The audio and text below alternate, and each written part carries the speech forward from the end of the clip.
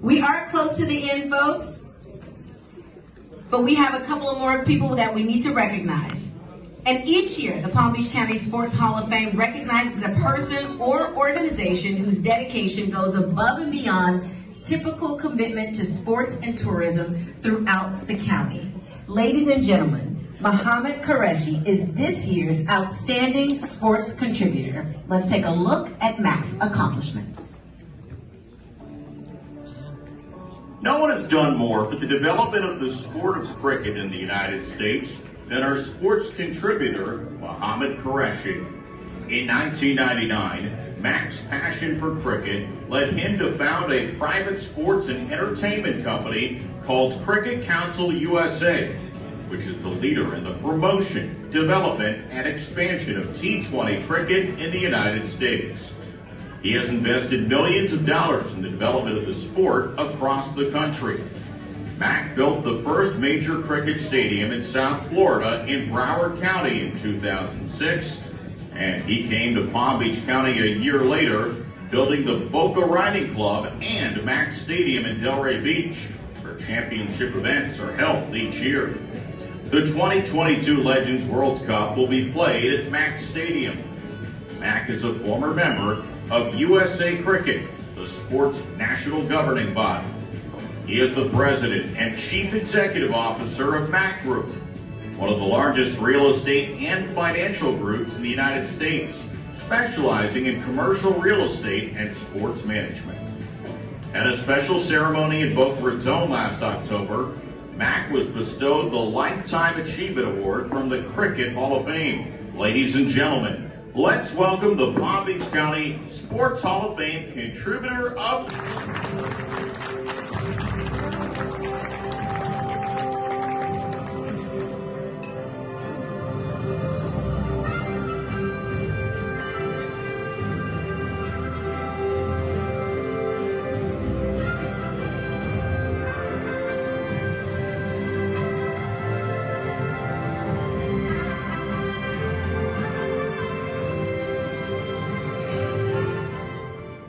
Good evening. I know you see my intro.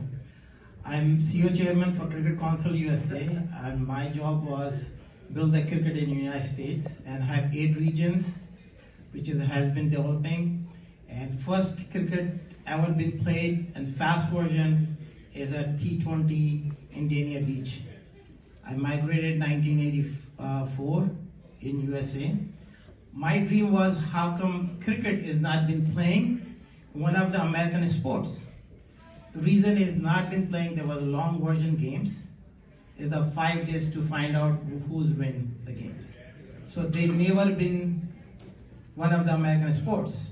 So I created the shortest version, it's T20, can finish 2.5 hours the games, and all Americans start liking that games. It's one of the American sports.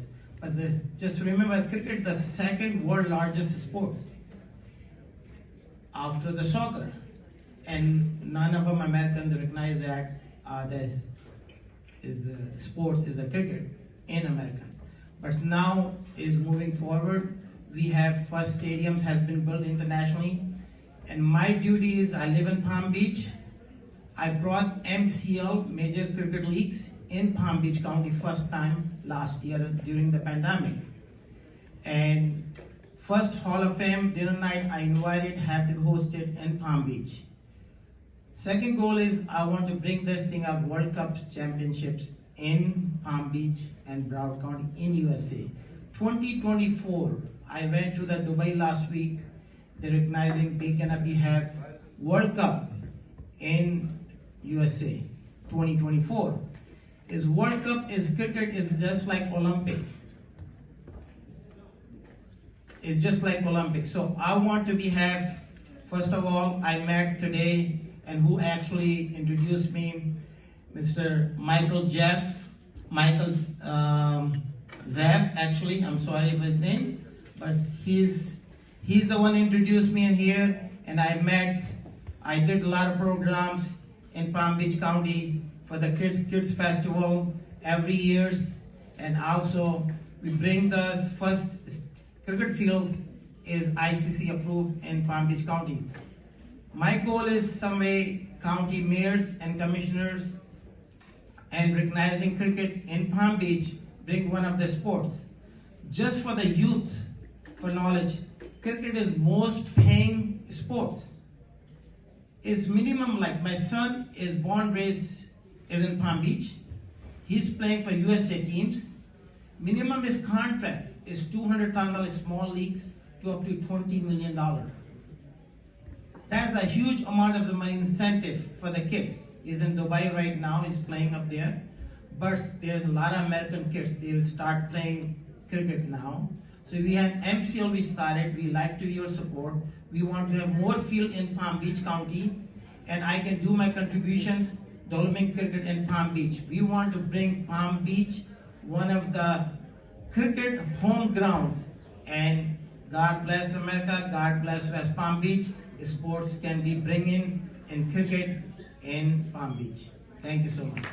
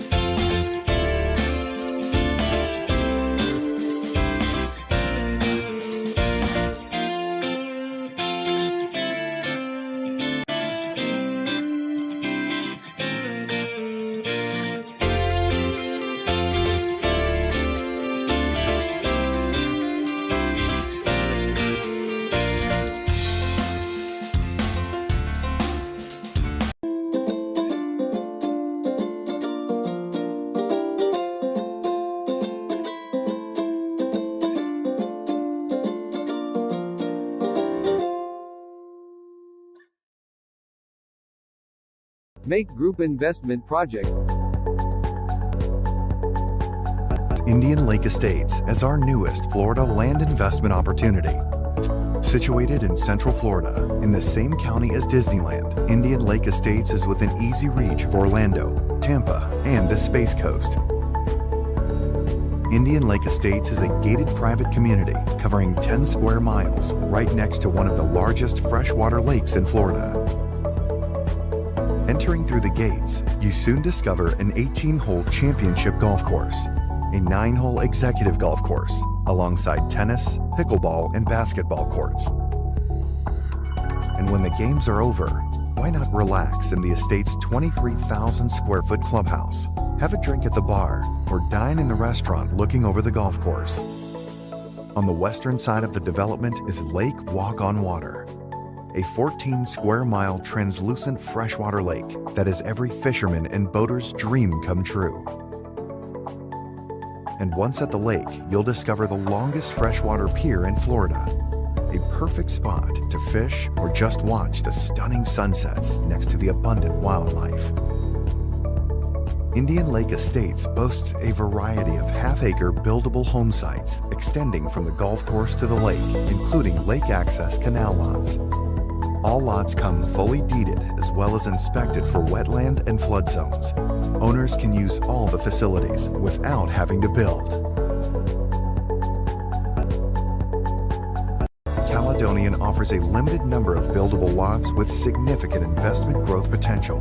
MAQ Group Investment Project. For more inquiry, call us at +1 561 392 4800 or visit our official website www.maqgroup.com.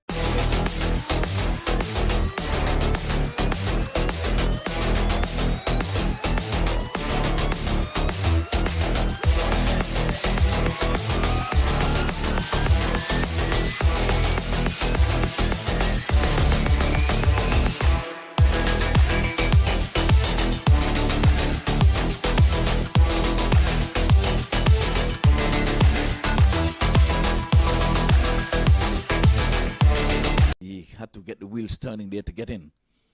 He's pulling this one, he's pulling well, and he's going to go over the boundary rope for the first maximum of the inning. Yeah, big shot again from Raheem Cornwall. We've seen it. So Hamza Tariq comes out of the Scotland national team. And look at that. All the ease in the world. Inside out. Raheem Cornwall smashes this one over the offside and 16 runs off the first over. I will see what Jimbo Cornwall will make of it. So Raheem Cornwall, oh, smash straight out of the playing area, and it's gone a long way. Raheem Cornwall on the charge and smashes the Jelani Seal serves up. And this one, similar position, similar result. And while it may not have gone as long as the previous one, it's gone for 6. Couple of sixes here from Raheem Cornwall. The pressure, couple of sixes already. Raheem Cornwall, this is high in the air. This could go all the way. In fact, it has gone all the way. So 3 sixes in the over. Jelani Seals. Square leg one at mid-wicket. Here is Jelani Seals. And this one. Again, it's gone! My word, Cornwall on the charge. And he tugged that one from outside the off stump. Gave it a treatment. And that ball has gone over into the adjoining fields. So Jelani For the 6th. So Raheem Cornwall waits for Jelani Seals. He runs into both to Raheem. Raheem smashes this one over the long off area. And a couple of bounces and it goes away for 4. John Simpson gives chase. And while it wasn't a 6, that's a good looking shot from Raheem Cornwall. This over Jelani Seals would have bowled. He runs in again to both to Raheem Cornwall. And Cornwall down the ground he goes, and it's gone all the way. So Raheem Cornwall gets a 50 in just 12 balls. My word, the quickest 50 in this tournament. Here comes the way. And he Seals runs into both to Raheem Cornwall, who's on an even 50. And he goes again. Look at Yes, that. he goes. As easy as they come. And that's the biggest one yet. He goes into the stands. Cornwall on the charge. May have been inspired. So Cornwall goes straight down the ground to long off. And look at that. It's gone a long way. 6 more runs to Raheem Cornwall. Folks, these are not highlights, folks. These are not highlights. This is Just 12 balls. Oh, straight up to long off. Has he given the man a chance? showing the broadcast. Here is Johnson flicked away. Beautiful shot there by Qureshi for 4. First delivery, it was as if he was batting there all night. All or none is what Zishan Qureshi is all about, and as you can see on the replay, he lets the ball come on to him and just at the last moment opens the face of his bat and let the ball run away to the fence. And that's down to the boundary for 4. Qureshi goes with this one. Massive hit. Couldn't go all the way. 6 runs. Sean Qureshi, a 6 and a 4. 2 deliveries. I think we're going to go home early tonight. Look at that shot, guys. This is a terrific stroke by Zishan Qureshi. So here's Johnson. Johnson's a good bowler. Comes in now. Qureshi pulls this away for 4. Short delivery. It stood up and into the boundary for 4. He's on 14 or 4. And I think Danny Khan, who loves to carry on a panchite, he probably needs to get down there and start preparing the toss for the. In the warm-ups, he was not hitting the ball. the guy like he was playing a joke. This is pulled away, and that's 4 runs. This guy called Qureshi. That's 4. He's not gonna muck around. Look at the replay again, waiting for that ball to come on to him. It was a bad delivery though. Bad delivery, no doubt, but freeing his arms, getting his left leg out. I tell you this, look at it. Sammy's back punches off the back foot, and he actually gets a single. So he is so fast dealing in boundaries. He now gets 1. He goes to 19. Studies. This time it's gone! It's gone into the swap shop. And while you're there, you can probably bring me back something to eat. That's a massive 6. Look at the replay here. Again, this is all pure power as he pulls that ball. But I wonder if he's a vegan as well. That's 6. I think Qureshi is telling Trevon Griffith that you don't. No corner and a wide mid-off. This time he hits it down the ground. Qureshi hits another 6. What's going on here? And if you look at the 71 replay, for 5 of 7. look at the replay, we know you can see he made room for that stroke. Again, waited for it and hit it over long off for 6 runs. That was a wonderfully struck stroke. I wonder if he paid to come in. Here is Dean Johnson. He's into Qureshi. This is down the ground. Will let's go? No. They take 1. They should be coming back for 2. So that's 1 more. He goes to 32 of 11.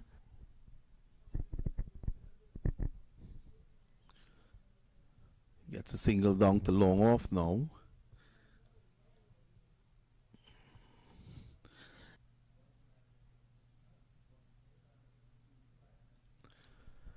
Qureshi seems to be playing for the not out now.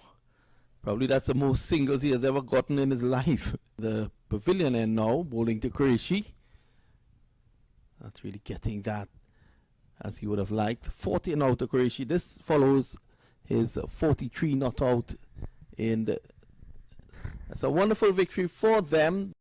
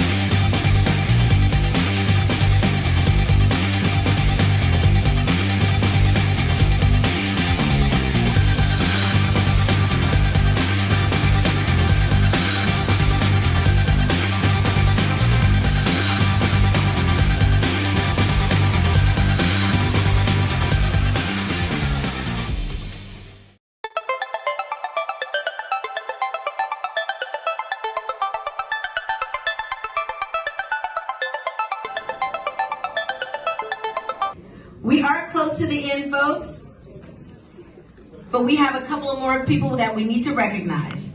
And each year, the Palm Beach County Sports Hall of Fame recognizes a person or organization whose dedication goes above and beyond typical commitment to sports and tourism throughout the county. Ladies and gentlemen, Mohammed Qureshi is this year's Outstanding Sports Contributor. Let's take a look at MAQ's accomplishments. No one has done more for the development of the sport of cricket in the United States than our sports contributor, Mohammed Qureshi. In 1999, MAQ's passion for cricket led him to found a private sports and entertainment company called Cricket Council USA, which is the leader in the promotion, development, and expansion of T20 cricket in the United States. He has invested millions of dollars in the development of the sport across the country. MAQ built the first major cricket stadium in South Florida in Broward County in 2006, and he came to Palm Beach County a year later, building the Boca Riding Club and MAQ Stadium in Delray Beach, where championship events are held each year. The 2022 Legends World Cup will be played at MAQ Stadium. MAQ is a former member of USAcricket, the sport's national governing body.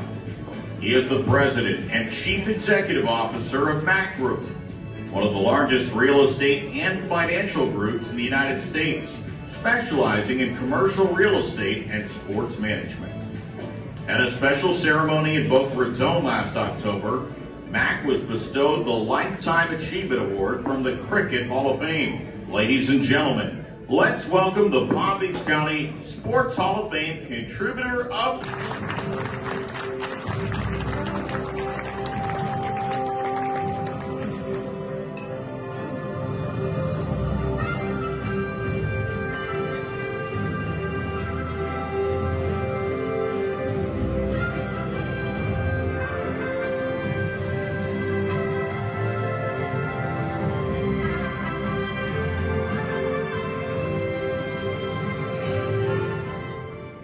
Good evening. I know you see my intro.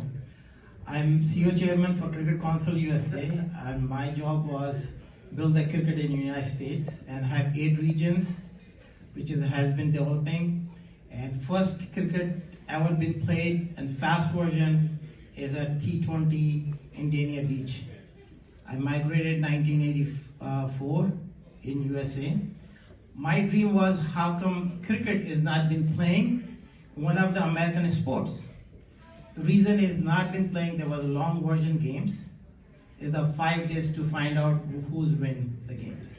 So they never been one of the American sports.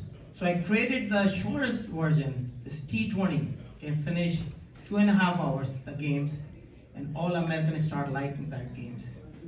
It's one of the American sports. But just remember, cricket the second world largest sports after the soccer, and none of them Americans recognize that this is sports is a cricket in America. But now is moving forward. We have first stadiums has been built internationally, and my duty is I live in Palm Beach. I brought MCL major cricket leagues in Palm Beach County first time last year during the pandemic. And first Hall of Fame dinner night I invited have to be hosted in Palm Beach. Second goal is I want to bring this thing up World Cup championships in Palm Beach and Broward County in USA. 2024, I went to the Dubai last week.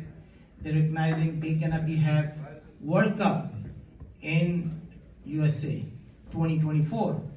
Is World Cup is cricket is just like Olympic. It's just like Olympic. So I want to first of all, I met today and who actually introduced me, Mr. Michael Zeff,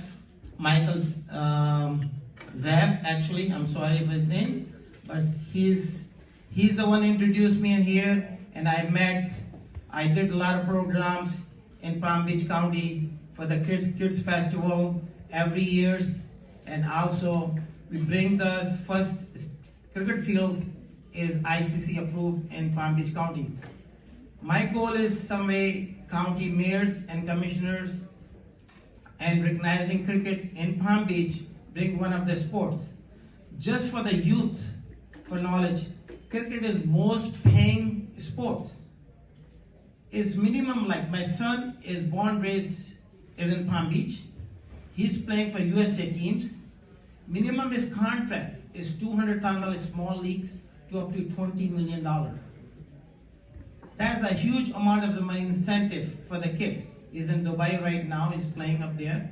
But there's a lot of American kids, they will start playing cricket now. So we have MCL we started, we like to your support. We want to have more field in Palm Beach County, and I can do my contributions, developing cricket in Palm Beach. We want to bring Palm Beach one of the cricket home grounds, and God bless America, God bless West Palm Beach. Sports can be bringing in cricket in Palm Beach. Thank you so much.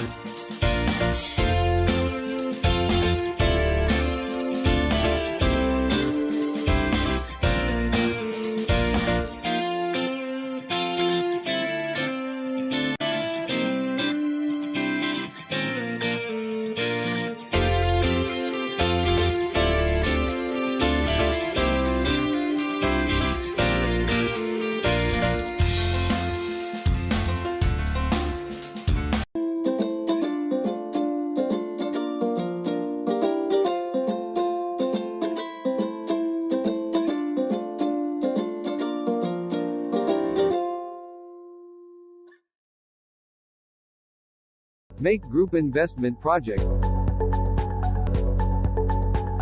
Indian Lake Estates as our newest Florida land investment opportunity.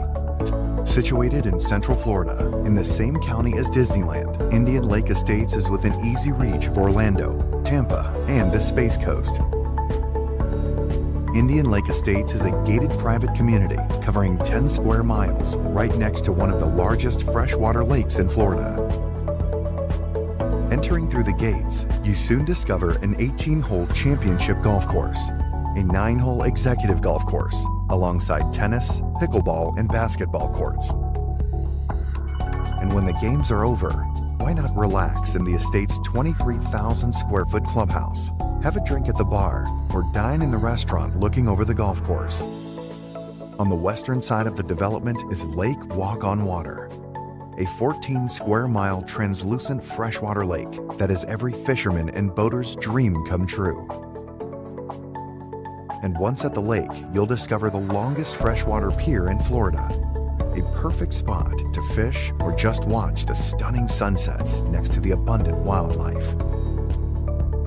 Indian Lake Estates boasts a variety of half-acre buildable home sites extending from the golf course to the lake, including lake access canal lots. All lots come fully deeded as well as inspected for wetland and flood zones. Owners can use all the facilities without having to build.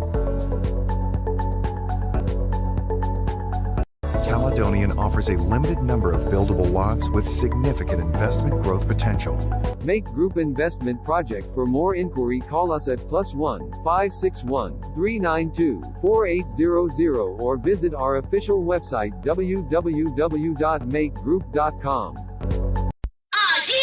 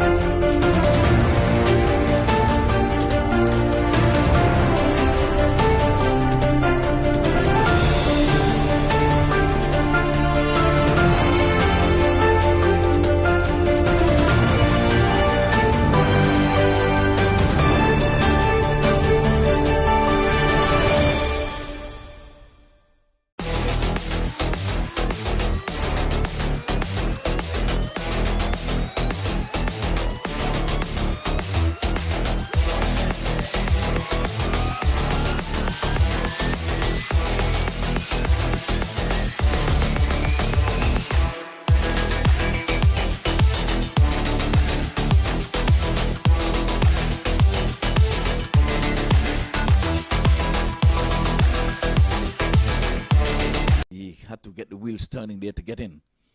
He's pulling this one, he's pulling well, and he's going to go over the boundary rope for the first maximum of the inning. Yeah, big shot again from Raheem Cornwall. We've seen it. So Hamza Tariq comes out of the Scotland national team.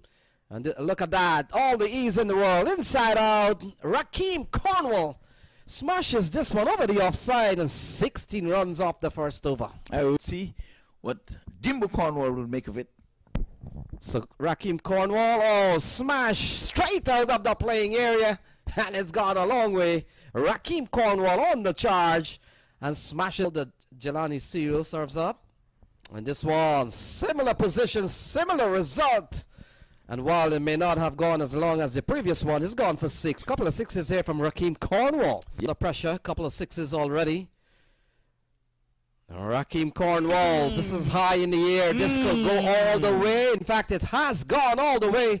So 3 sixes in the over. Jelani Seals. Square leg one at mid-wicket. Here is Jelani Seals. And this one. Again, it's gone! My word, Cornwall on the charge. And he tugged that one from outside the off stump. Gave it a treatment. And that ball has gone over into the adjoining fields. So Jelani For the 6th. So Raheem Cornwall waits for Jelani Seals. He runs into both to Raheem. Raheem smashes this one over the long off area. And a couple of bounces and it goes away for 4. John Simpson gives chase. And while it wasn't a 6, that's a good looking shot from Raheem Cornwall. It's over Jelani Seals would have bowled. He runs in again to both to Raheem Cornwall. And Cornwall down the ground he goes and is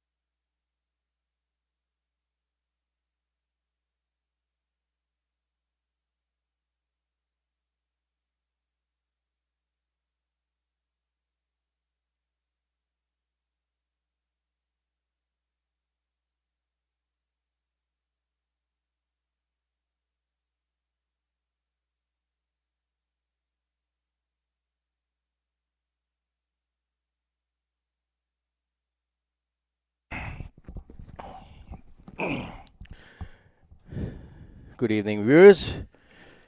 We are back for game 9.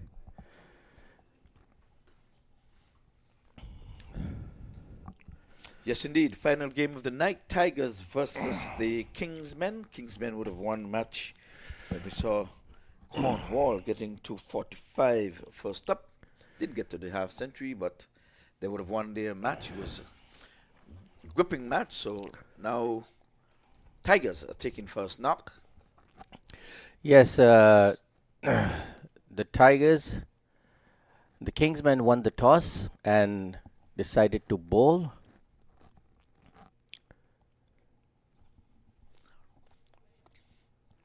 And starting the proceedings for Kingsmen, Mohammad Amir, former Pakistan Test cricketer, is bowling the new ball for them. Hani Gori and Nasir Khan opening the innings for Tampa Tigers. When we employ the slip, Cornwall in the slips. This one wayward down the leg side. Extras.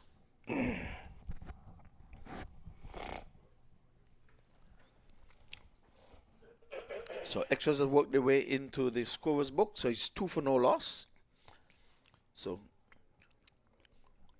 Honey Gory is on 1. He got LBW in his first time up. One which he danced down the wicket, but the umpire thought would have gone on to hit. Sammy's stroking it into the offside, can't score.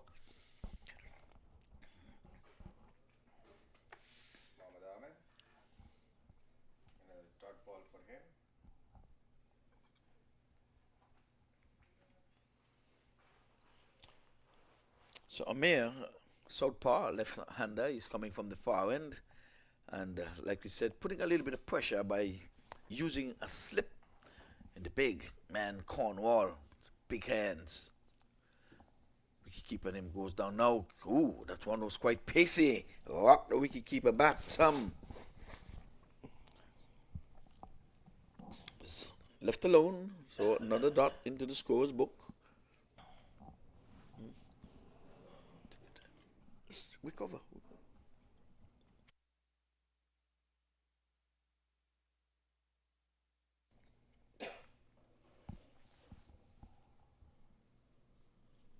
Nazir Khan is on strike. He's the number 2 batter.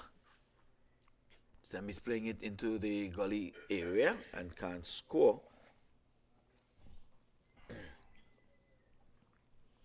So we have all of 20 overs is on the cards to be had unless we knocked over all of the 10 wickets. 2020 encounter. So folks, this game comes to a climax on Saturday, but I'm afraid to tell you rain is in the forecast from Wednesday, so we're going to see what we can do to bring you as much cricket as we can. So, end of over number 1, and at the end of it, good start by the Kingsmen. They've kept the Tigers in check. 2 for no loss.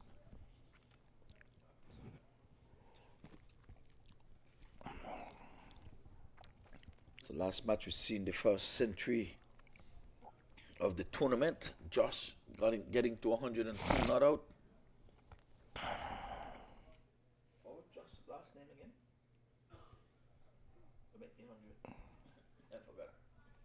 I forgot to.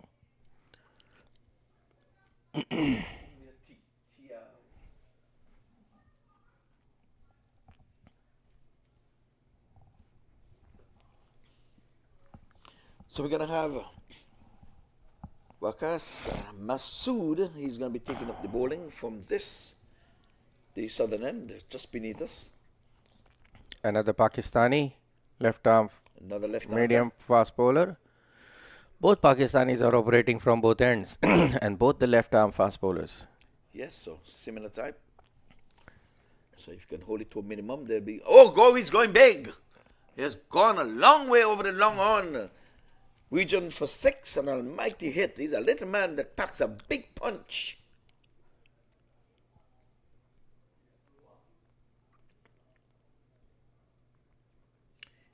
Huge hit by Corey. Out of the park, right from his screws. Wakas Maqsood.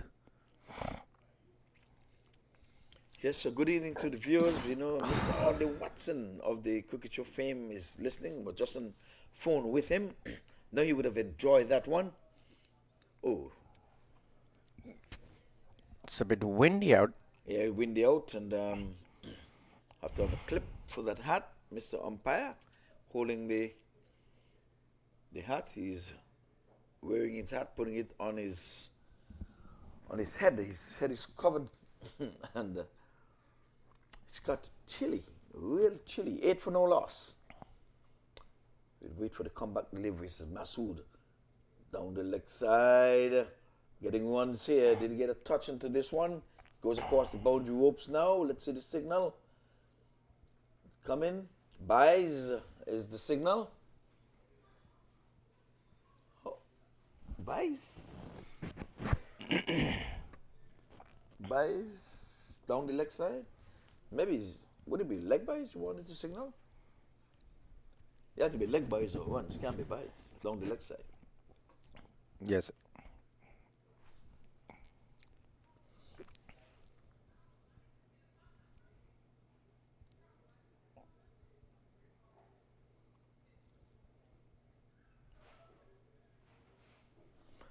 Nonetheless, it's 12 for no loss.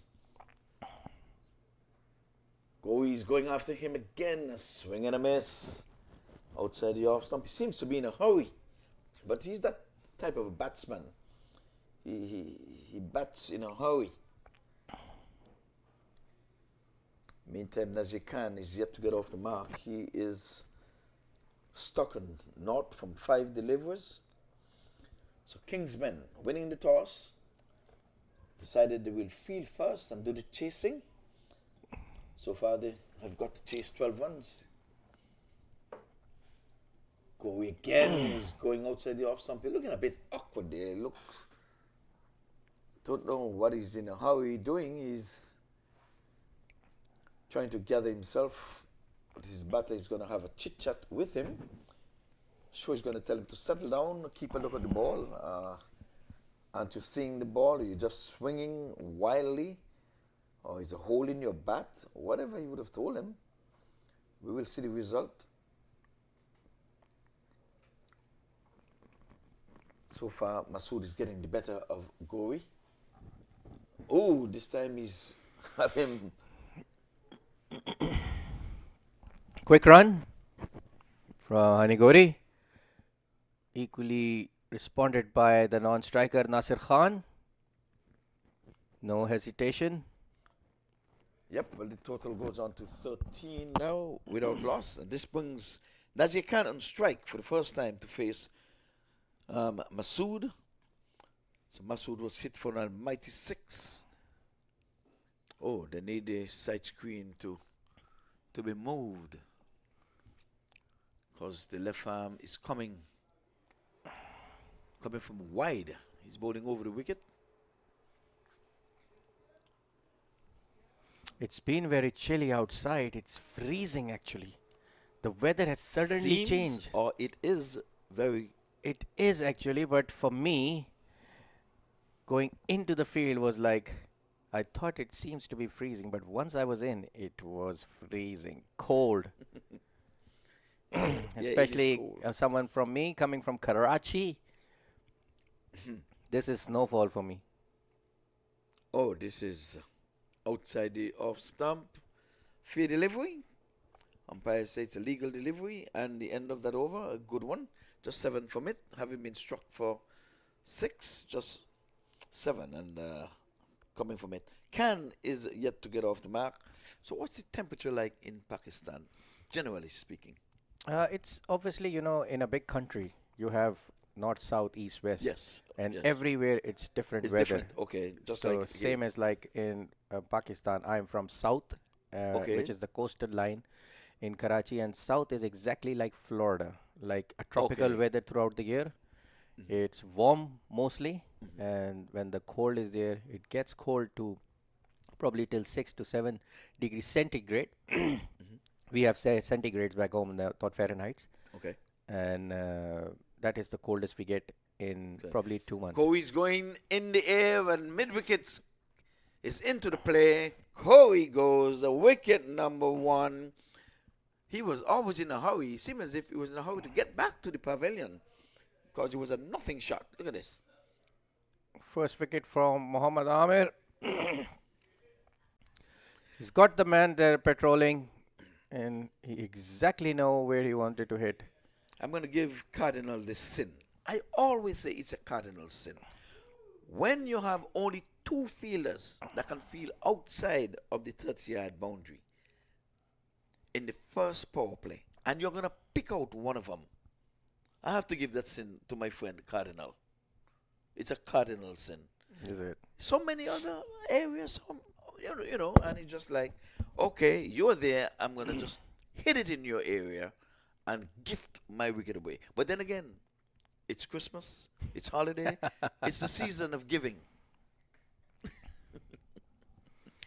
Yes, well, I can imagine what you'll be doing on the Thanksgiving time then. Well, that is also a season of giving. We stuff the turkeys and we eat. We eat at Thanksgiving, but you give gifts for the Christmas. Oh, okay. Give and receive. I thought you do gifts on no. Thanksgiving eat. also. Thanksgiving is food. Give food. Right. Yes, it's eatery time. Yeah, well, Nazir Khan and Aurora, both on north. Corey would have gone forward. 7, I think. Came and left in a hurry.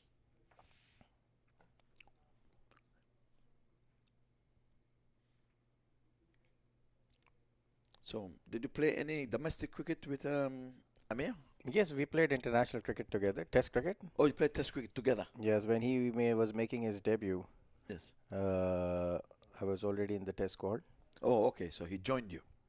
Yes. All right. Outside the off stump, a little bit of inward movement. I likes his action, high action. But Pakistan is known for these fast bowlers, man. We in the West Indies always admire Pakistan, especially with that seam bowling. Waka Yunis. Yes, one of the greats of the game, Waqar and Wasim. Yes, Wasim, Akram. He's got He had the magic. Did I guess Akhtar was before your time, or did you play with Akhtar? No, I played actually when that's a good delivery. bouncer. When I made my debut in 2000 and 2001 ODI and Test cricket, at that time Waqar, Wasim, all those 90s heroes were slowly were retiring. You know, they were in twilights. Oh, okay. So Shoaib Akhtar was halfway in, and so I was played with the 3 generations, you can say. The 80s generation, which was retiring in the 2000s. Okay. And then the 90s, and then the 2000s. Oh, so you're leaving when the 2000 was coming. This one is getting it down to third man, poking at it, but getting some willow onto it. So by the time I left, it's this generation of Babar Azam and all these lot started playing cricket like for Pakistan, like they were closely for the Test call and all that, and I was already playing. So yes, you can say lucky enough to be in that era of all those legends. Okay. The dressing room in my first 3 years was amazing to see all the heroes, and there I'm sitting with them. Yes. Okay. Well.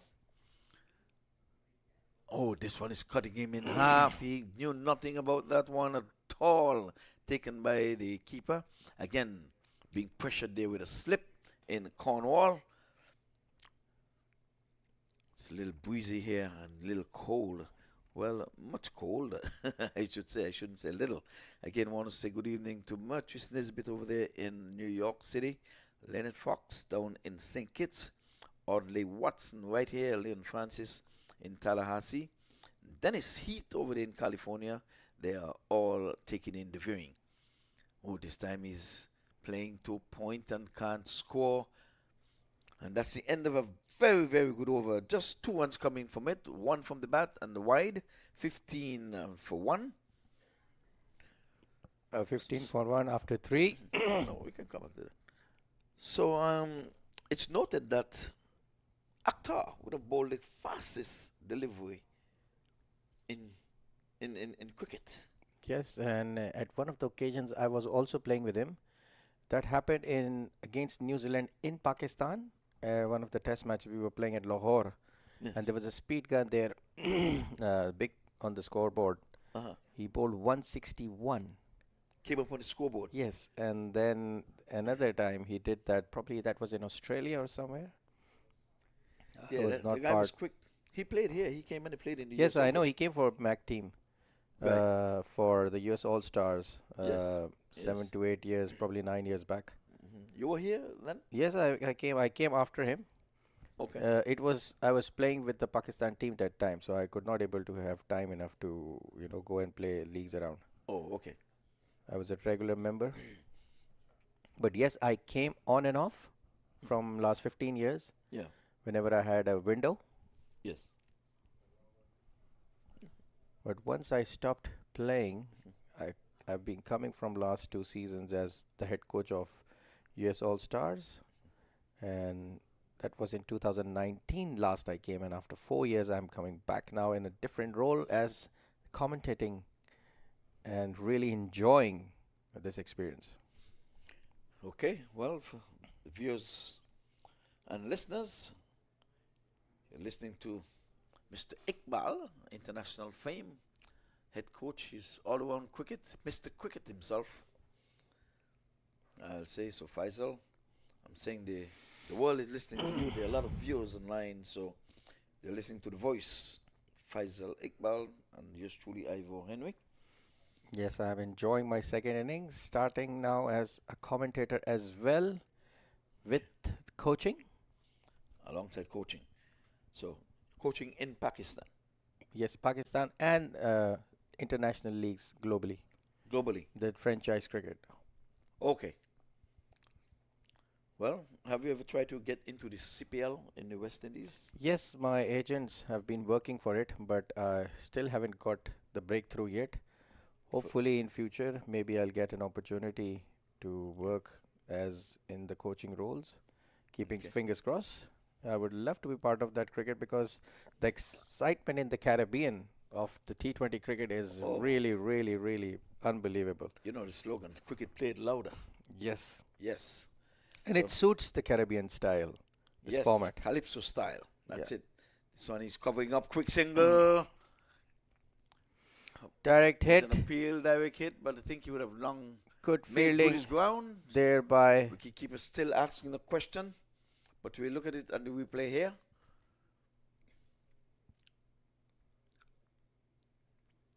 Non-striker hesitated a bit. Yes, he was in, even feet and all. The wicket keeper, your back is turned. You didn't even see when the batter got in, you know. Sometimes these questions when you're asking and harassing the umpire, I have to call it harass. Look at it. You're going to see where the keeper is. The runner is running behind him. Look at the keeper coming up in a minute.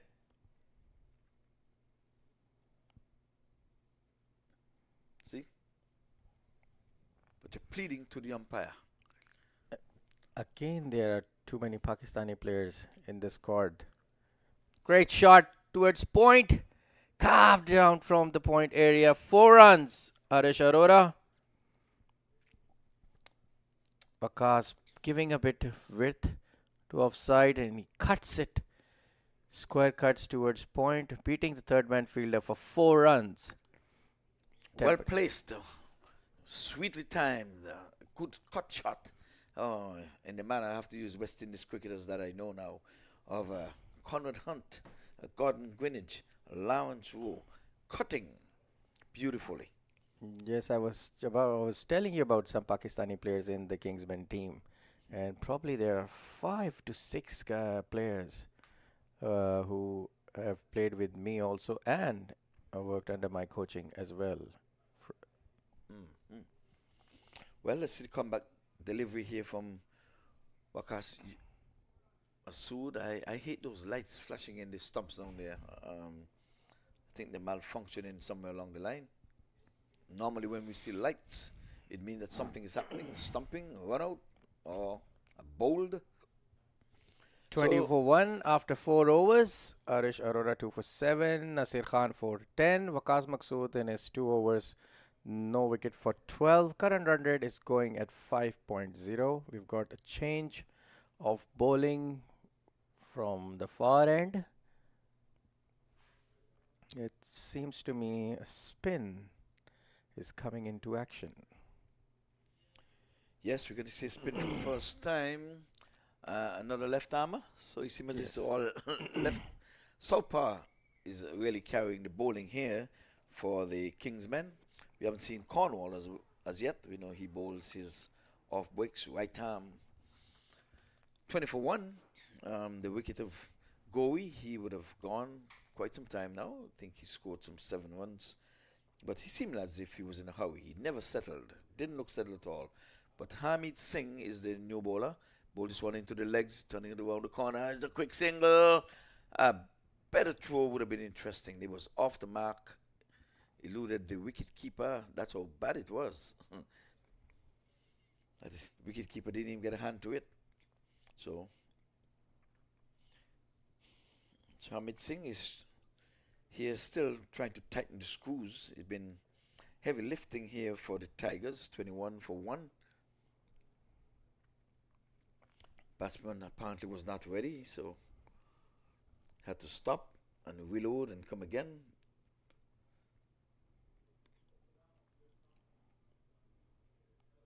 Down the leg side. It's going to be a wide call and signal there by umpire Javid.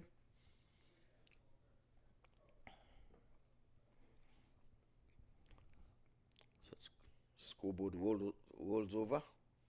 Oh, this was a good one. Had him in two minds. Spin and turn. Just coming forward at the last moment. Had to follow the line of the ball to keep it out of those sticks.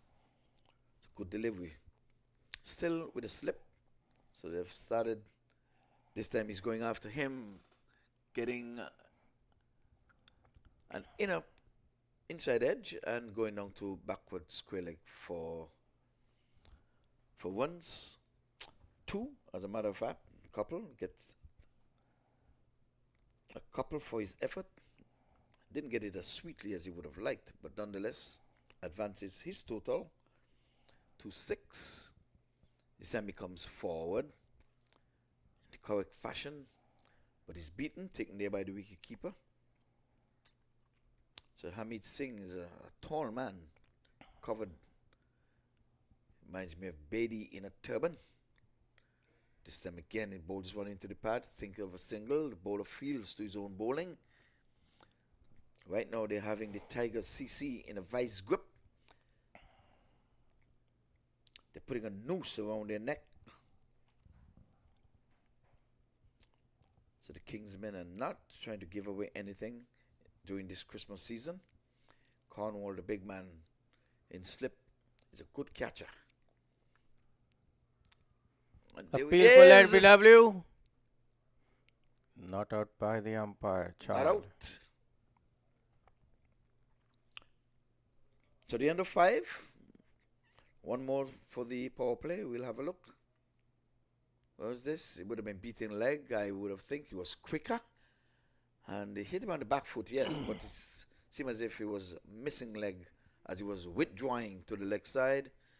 So you're going to have to get an LBW from Mr. Javid Charlie unless you're going to hit dead center. Any clipping is going to go towards the batsman. And if anything, that ball would have been clipping.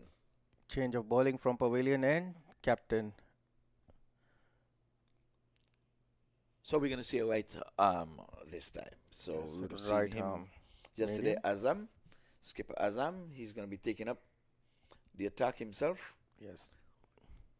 Still have one more over in the power play. So let's see where he's going to put his 2 boundary riders. We'll have seen go with picking out the mid wicket. So he's sending back the long on and the deep square leg.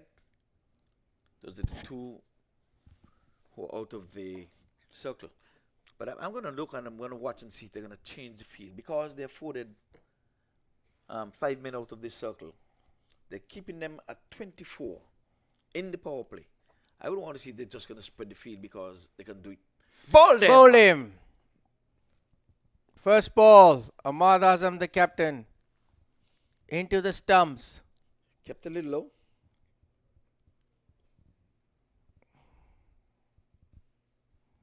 It was a front foot ball actually. He did not move at all. Yes, So it seemed into the stump. yeah, the middle batsman stump. should have been on the front foot there. I don't know what he was looking at, but like I said, they're tightening the grip. But I started the conversation, and I hope that you pick up on it. They're 24 now for 2. This is the last over of the power play.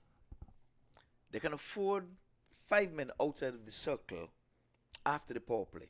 Do you think that skipper Azam would ease the pressure by spreading the field?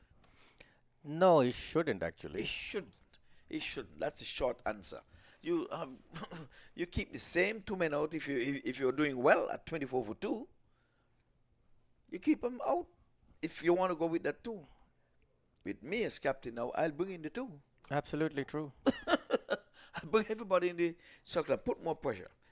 Even a forward shot leg. I'll force you to move me into retreat. But a lot of captains, they do that because they hear end of the power play. They just wander off and leave all these open spaces for singles. Absolutely true. Yes. But good going. Kingsmen winning toss for those viewers who are now just coming in. And for those who are on the Asian continent who are getting up now after 4 o'clock, we urge you to stick and stay with MAQ TV. This time he's playing this one into the onside. They're running a quick single. Overthrows. Overthrows. Yes, because the ball was cannon into the stumps for a run out. And he ricocheted and went. Yeah, he ricocheted and went and afforded an extra run. So Habib gets off the mark, first up. Yes, Abdul Habib 2 for 1, Nasir Khan 6 for 15, 26 for 2 after 5.2. Have not utilized the power play by the two batters. So Azam again. This time he's getting down on this one and a quick throw. Wow, this guy's been stoning mangoes. Knocked the middle stump or the leg stump out of the ground. I don't know, a quick run attempt. So these guys are scrambling for runs. I wouldn't fault them because they're way behind the 8 ball. They're 27 for 2, and we're into the last over of the power play when only 2 men could be outside of the circle. We saw Gowi hit an almighty 6 in his inning in the short, brief stay down the leg side, and I can see the outstretched hand there. Is he signaling no ball? Come attend to these scores over here. Yes, that's a no ball and a free hit. No ball and a free hit. So the skipper guilty of overstepping.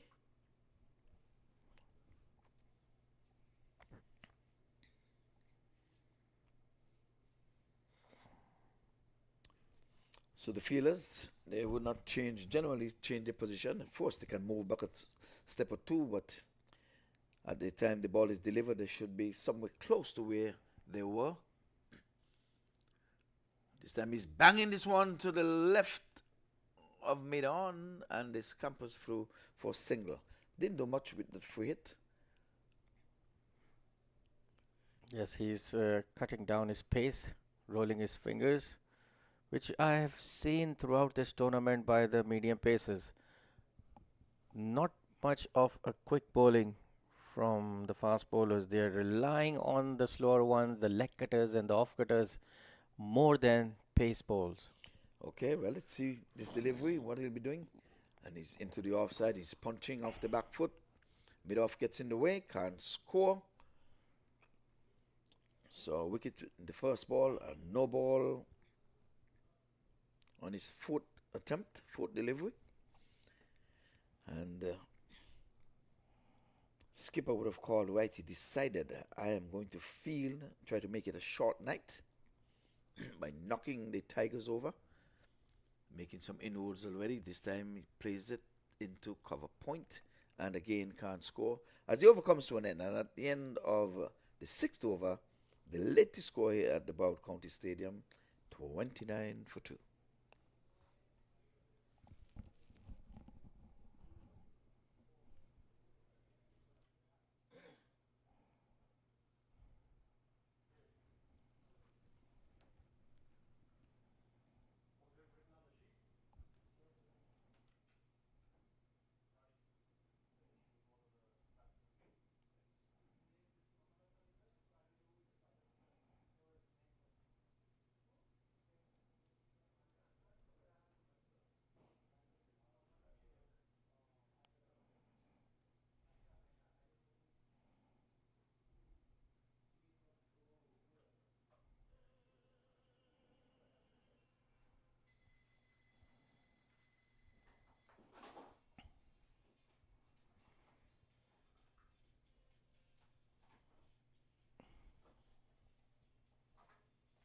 $29 for 2 after 6 overs.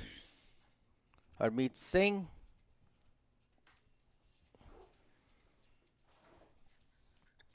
One run on the leg side. Harmeet Singh starting his second over. Yes, so single into the onside. He gets to advance his total to 30. We're into the 30s now. They've labeled their way into the 30s. And just like we were asking, would they spread the field? Certainly. They would have spread the field. So now they're going to give away a couple of singles, I would imagine. So here it is. 2 balls, 2 singles. Why would you take the pressure off? I don't know. It's an old habit. Yes. It has to be. Well, it's a bad habit. I have you in vice grip. I'm keeping on the pressure. You're not scoring when I have 7 men in the ring. Why am I going to send my men back for you to go and run singles? They've given up 2 already. A dot into the scorer's book on the 3rd delivery. The partnership is in its infancy. It's just 7. He comes forward. And another dot.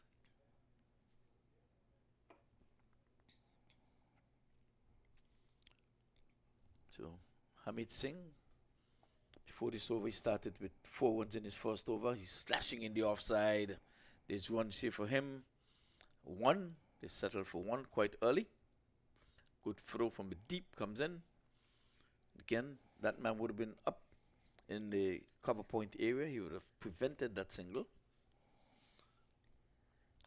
So they've gifted 3 runs so far.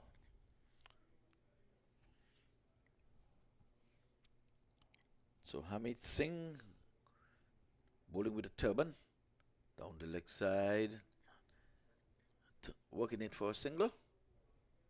It's a wide, as a matter of fact. So 2 more into the scorer's book. It's a wide.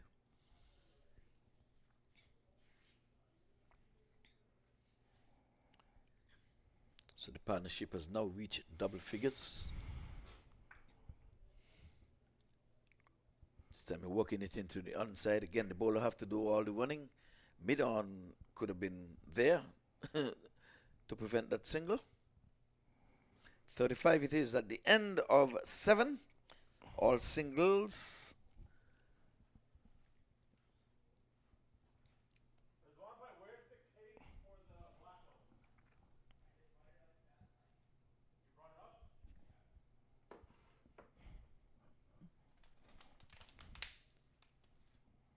$35 for 2 after 7 overs. Current run rate is 5.0. Yes.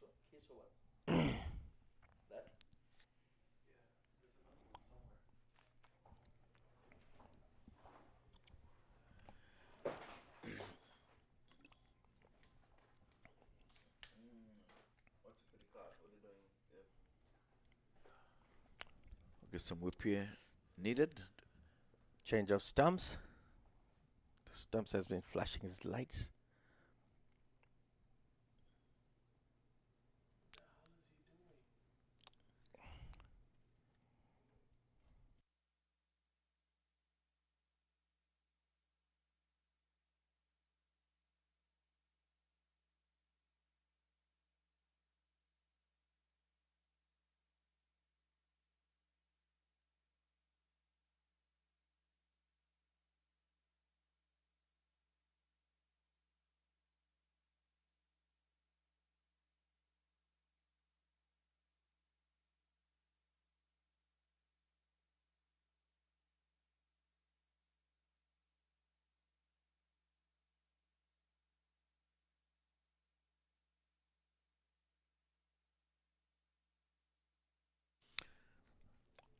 Well, there's a black stick between the 2 white sticks. No discrimination. We all mix. Black and white. Or at least they put it in the middle. So there was, I think the batches must have been running down in that stump. It kept flashing red. And red means stop. My partner Leslie of blessed memory would say the yellow means speed up. Thought he would have said yellow means proceed with caution. He said no. Yellow means speed up at the light. Another one, another single. So they're not hitting boundaries, but you have boundary riders. 36, and when I see 36, I always remember the great man Robert Nesta Marley died at the tender age of 36, 1981. Okay, he's going aerial in the air, but just going to fall well short of the long on. Oh, that's a good, nice, strong throw to the keeper. This hour of the day. all night. Tell you. And in the cold. Folks, it is cold. It's in Florida. I should say South Florida.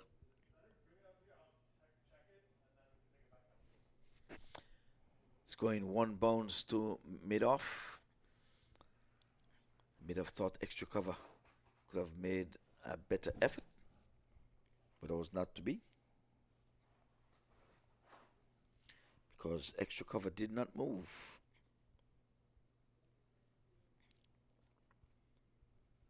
So it's currently 65 degrees in South Florida, and by Florida standard, that's hover around 90s and 80s at this time. Playing it along the track, and it was a near miss. Try for the run out. Should have attempted an overthrow there. Then again, they're giving away runs. The bowler, there's no need for him to be doing that. You have a bunch of boundary riders just to say they're keeping company with the rope. Makes no sense to me if I can be critical of the field placement. You can't be 20, 25, 26 at the end of the power playing, and I just back off my fielders that have been preventing you from scoring. We haven't seen a boundary in ages. Again, a single down to backward square leg, where short square leg would have been to prevent the single. The deep backward square leg gift them a single. I'm not following this, but it's 40. We have 5 singles in this over, and that's all. They've been preventing them from getting singles. Spread the field, and all they're getting is singles. I don't understand the tactic.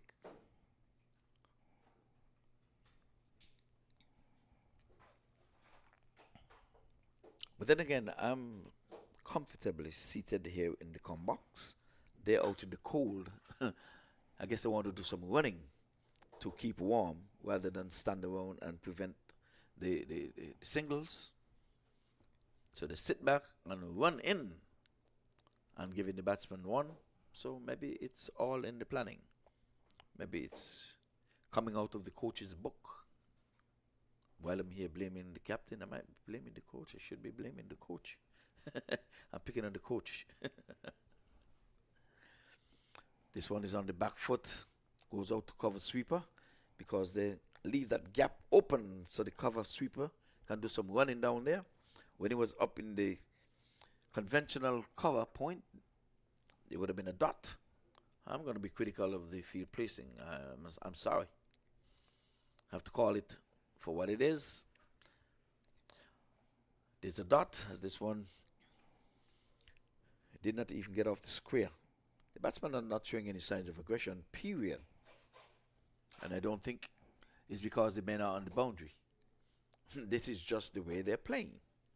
It's good bowling, and I have to give credit to the bowlers. They're bowling well. The batsmen, they weren't showing any signs of aggression when only 2 men was afforded outside the 30-yard circle. I don't think they're going to do it now that you have 5 boundary riders.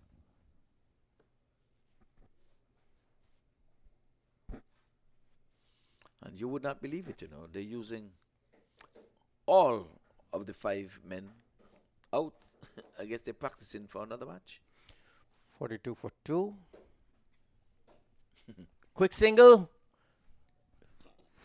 Direct throw would have been close.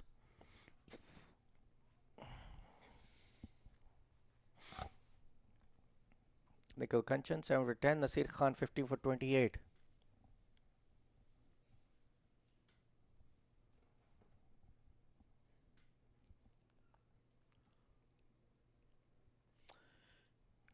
A skip and a hop. Yesterday we saw that from Hamid Singh, that peculiar action, well said, run up. He just hops and bowls. Yesterday we said the bowler walks and bowls. No run up. And I'm sure if my good brother and friend Audley would have been here, he would have been saying, I wonder if that bowler is going to mark up his walk-up instead of mark out his run up, or they would say, would this bowler mark out his walk up since he's walking up to the crease? He's walking up to the wicket to bowl. Normally we said he's marking out his run up because he runs up.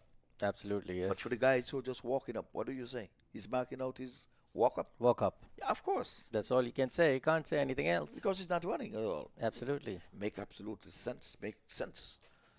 But then again, cricket is a funny old Leg game. side and a boundary to square leg. Finally, a loose Flicks delivery. on the leg. A loose delivery down the leg side. And they took the spin off and they brought back on the medium pacer into the pads, and it's a good looking shot. That's a beautiful shot. It was asked to be hit. It was pitched just about leg going further down. Batsman got a chance to freeze arms. 48 for 2. 2 away from 50. On the back foot, punching, can't pass extra cover. So these two has been together for quite some time.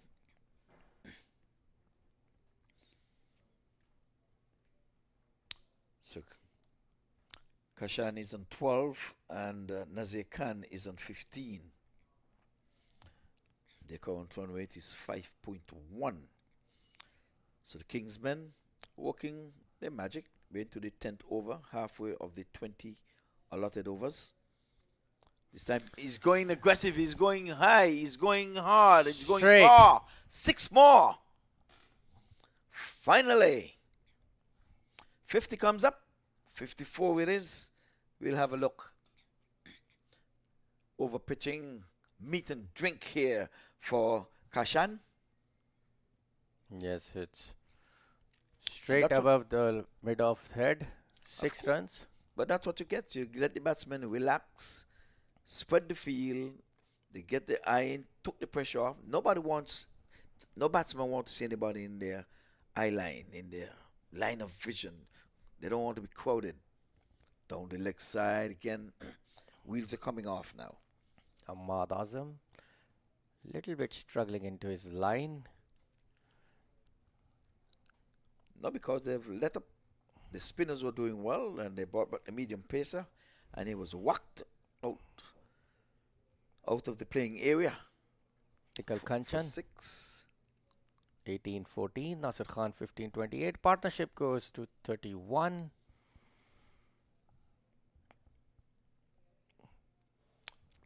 Flicking. he's working this one into the onside for a single. A bit wristy on the leg side between the two fielders, long on and mid wicket. Looking for the second, but decided to stay against. Now we're going to sing Wayne, Wayne, Go Away because the US Open wants to play. It's slated for rain from Wednesday. We're hoping that it doesn't happen. Outside the off stump, he's guiding it to point, knocked down there. Some diving effort there from the fielder at point.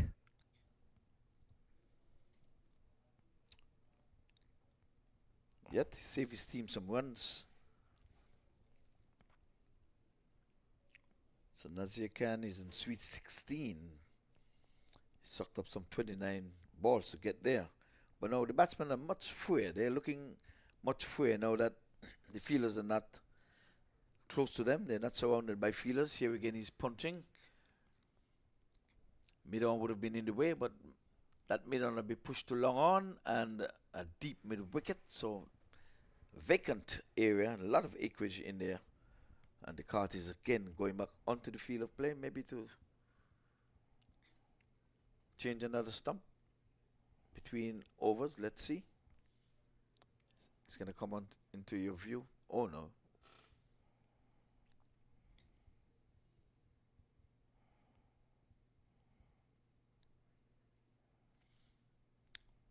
So now they're going to get a charge stump to put back in replacing the black stump.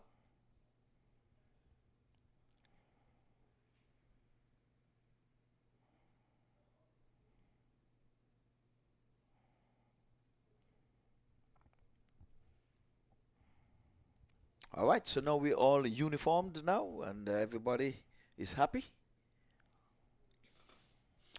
Now Cornwall with ball in hand. He's going to be bowling his offies. So Cornwall is not going to mark out his one. He's going to mark out his walk-up. Walk up. Oh, so you were actually talking about this before. Yes, he can mark his one-up. He's not going to one-up to the wicket. Oddly, Watson told me to say that.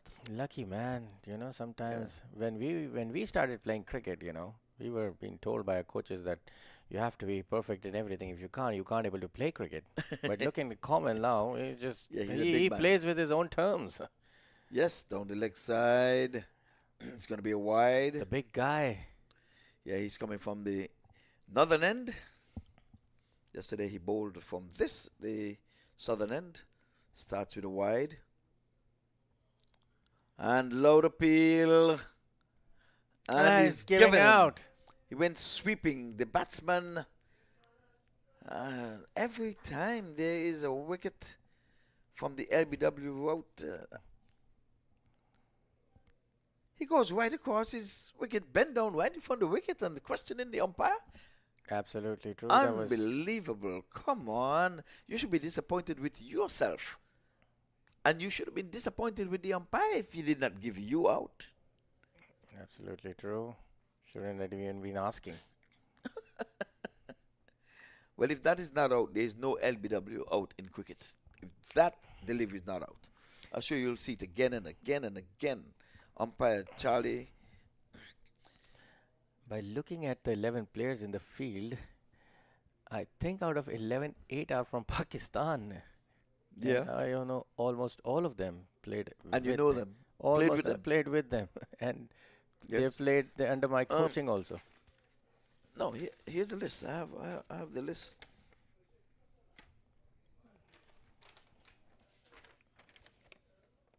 No, that's not the one. No, this one.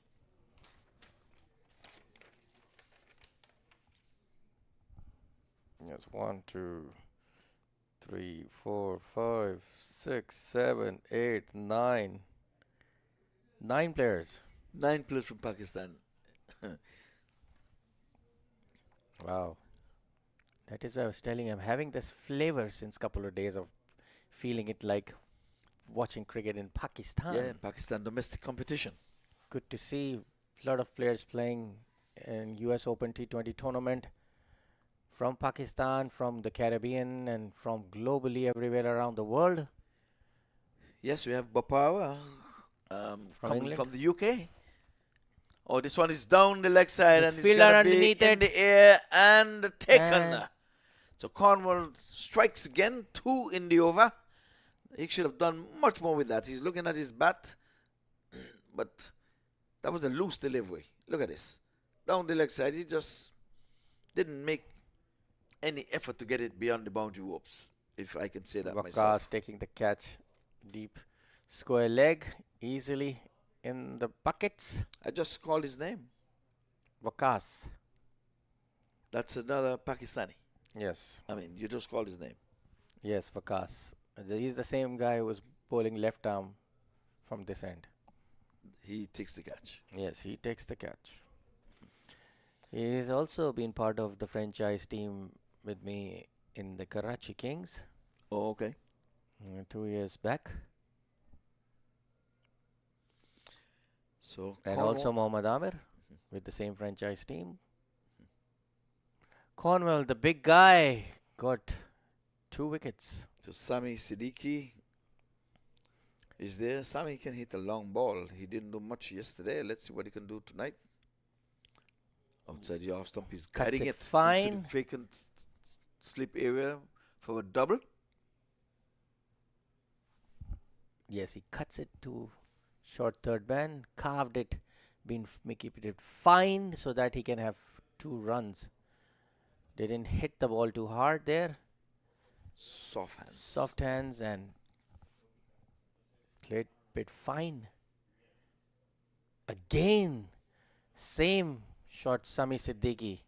This time the ball has got some legs, can be 3 runs, but they are not running hard to get 3 runs. Easy 2 by both the batsmen Sami Siddiqui and Sishu Nimalpuri. 64 for 4. Temper Tigers. So Cornwall with his walk up 2-3 steps. Oh, down the leg side, badly lined again. Going further away down the leg side. Good wicket keeping. He saved some runs there, certainly. It was a quicker one. Pushed down the leg side. Yes. He has a slip in Cornwall. You have got to use the slip. This time he's pushing it along the onside for a dot. That over comes to an end. Cornwall picking up 2 wickets in that over. That's his first over. So 2 for 7. Yes, 65 for 4 after 11. Temper Tigers. Sami Siddiqui 1 and 1. Sishu Nilampuri 4 for 3. Rakim Cornell 1 over 2 for 7. 7 runs in his over. Nasir Khan, the last batsman, out for 16. I just say hi and hello to Virgil Francis. That's Cornwall, man of business. He's over there in Antigua and Barbuda, and he's taking in these matches from Antigua. So, Virgil, good evening. Another Pakistani left-arm spinner, Hassan Khan, operating from the pavilion end.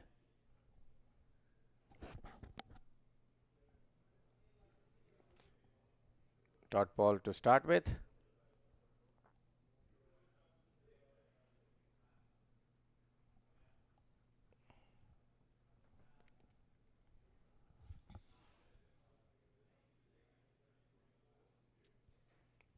One run towards point.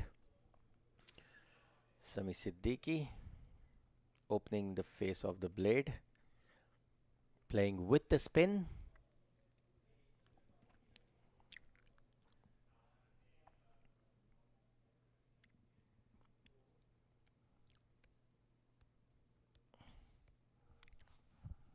Give it away singles again.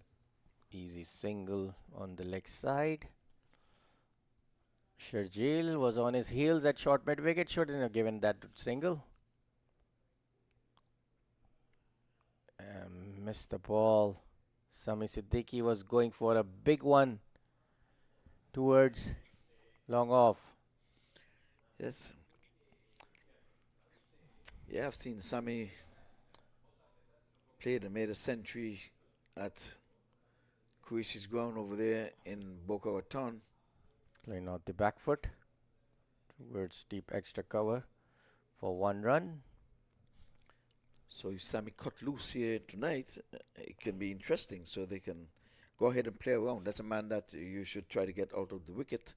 Sami, there's such a song. Keep on doing what you're doing, Sami. If he gets going here, there's a deft touch again. I think that's one of his favorite shots outside the off stump. Was wisely sent back.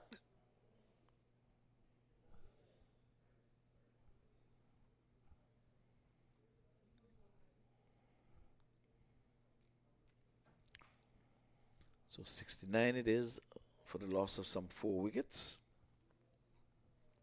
They were struggling in the 20s there for quite a long time. So the scoreboard looking much, much more decent. It's going for a big hit. It goes down in the air and catch taken. So Sami got it in the middle and he just didn't get it past the deep mid wicket. He stayed and had the height, never the distance. Look at it. Ball comes down right into the hands of the man stationed there. So Sami has got to take the dreaded long walk back to the dugout, having contributed 3 runs from 5 deliveries. Could have done much more with that, but it was not to be. Someone's favorite number, the upside down figure, is on the scoreboard. Figure 6, figure 9, put them anywhere you like. They'll read the same.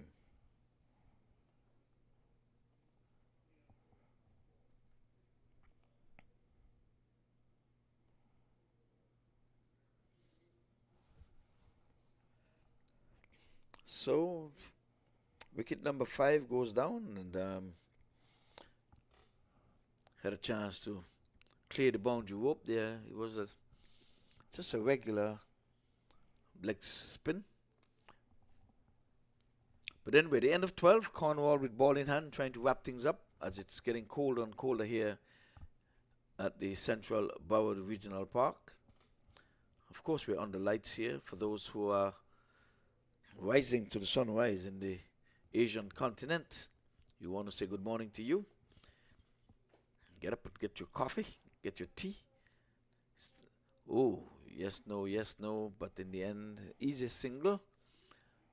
And again, I would say they're giving away runs. Because you put a man right up in front here, they're not going to think of running a single if you put a short mid-wicket. I think Cornwall is asking for that now. Yes, quite rightly. Why would you just get up and give away a single? You have these guys in a vice grip. It's 70 for 5. And you're leaving a vacant area there where you can just poke it around for a single. Dot ball. And the guy came up right there to save that single. Why would you give away that single? We've got to play the cricket right, gentlemen. Cornwall again, and this time he's on the back foot.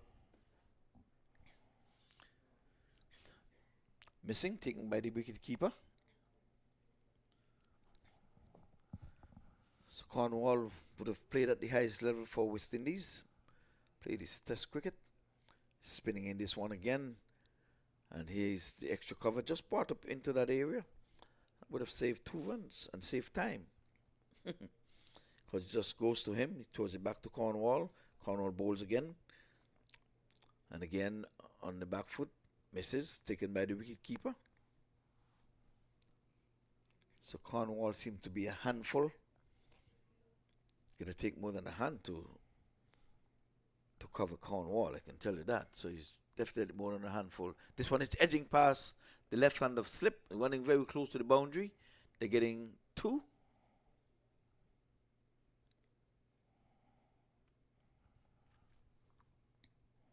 So at the end of 13, the ladies score here at the Central Broward Park. It's 72 for 5. Mapuri is on 7. Parish is on 2. So they would have scored from the first delivery and the last delivery. Thus, 3 runs coming from Cornwall's over. 72 for 5 after 13.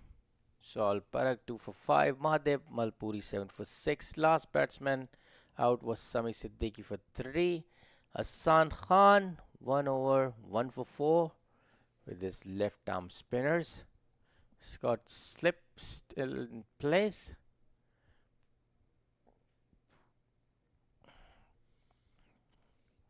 Another dot ball. Tight lines from Hassan Khan. He's turning. The Pakistan ladies were supposed to be playing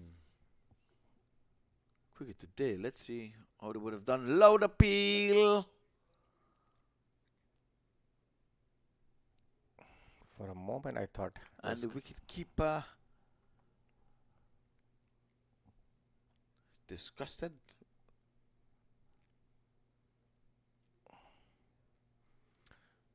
The stumps are all over the park. All 3 of them. Yes. He's shaking his head. He's saying, well, what do I have to do to get a wicket here? Got to knock those poles over, lad. You get no help from the umpire. No, they're not there for that. Nope.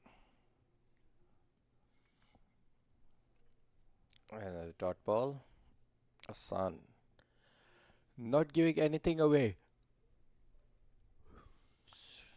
I want to say a belated happy birthday to Jermaine Lindo, umpire Jermaine Lindo, ICC umpire over there in Atlanta. He would have made birthday last week. So in the month of December, happy birthday to you, sir.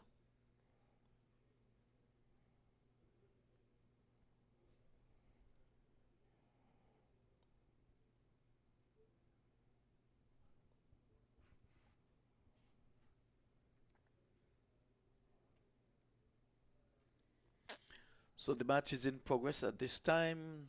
I'll give you an update at the end of this over, which is just about now. Latest score here is 72 for 5 at the end of 14. So New Zealand women, they're right now up against Pakistan women. And New Zealand women, they're really going helter-skelter. They're playing the ODIs. The first ODI, presently, they're on 301 for 2 wickets. Would you believe it? Well, believe you me. We had the batter, Bates. She made 108. And we had her opening batter, Bernadine. She's gone for 86. The captain is not out. What's her name there? Kerr. She's on 72 at this time. And Divine is on 24 not outs. So, one's here for the Tigers. 73 for 5. 1-1. So Cornwall to continue. Comes up, bowls, and he's sweeping and missing.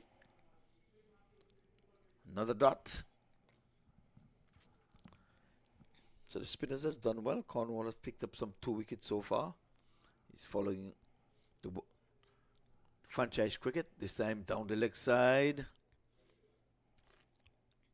Batters, of course, for a 1, and it's a wide. So 2 more to the total. Cornwall guilty of straying down the leg side. She's turning a bit much, I guess.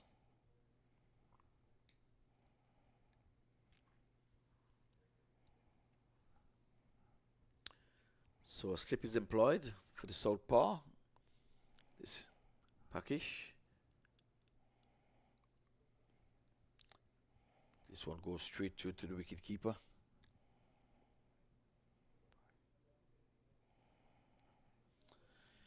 Swavell.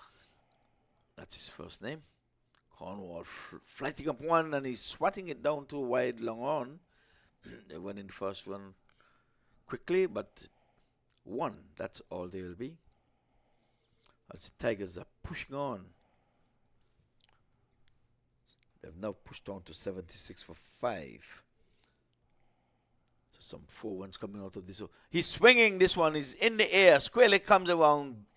Takes the catch. Wicket number 6 goes. Easy peasy. Easy as you like.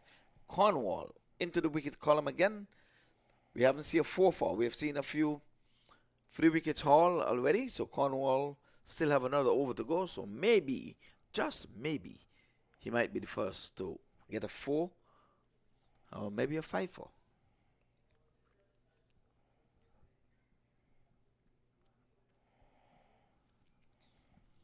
So Mulpuri goes for 7 from 14. 76 for 6 after 14. So Al-Barak 4 for 9. Madhav Malpuri 7 for 14. Out. Raheem Cornell 2.5.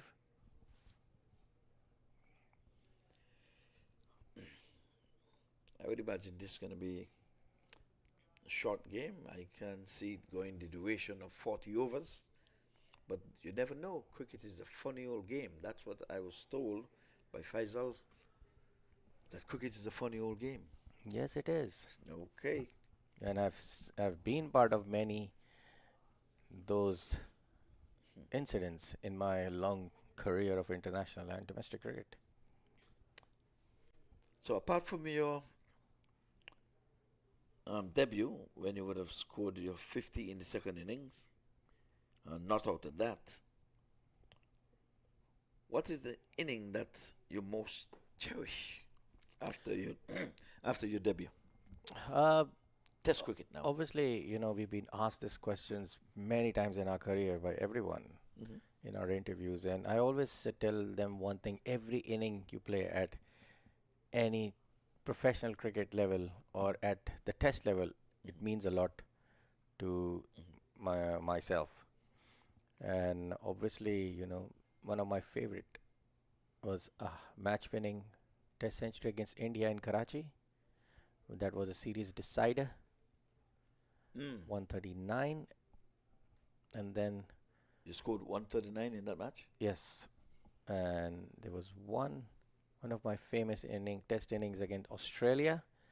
At that time, they couldn't able to tour Pakistan, so our home cricket we were playing abroad like UAE and Sri Lanka. So the first test match of our home series was in Sri Lanka, and I scored 83 in 80 balls. Single-handedly took all the. But this one is in the air, it's going out to wide long on. Yes, so single-handedly took the best ever bowling attack of Australia. Shane Warne, Glenn McGrath, Brett Lee, Jason Gillespie, and almost won the test match for Pakistan team by scoring 42 in the second innings also. Not out, I was the last batsman and we needed 22 runs. So yes, you can say that some of them, but to me all my international innings are very precious. Okay, there you have it.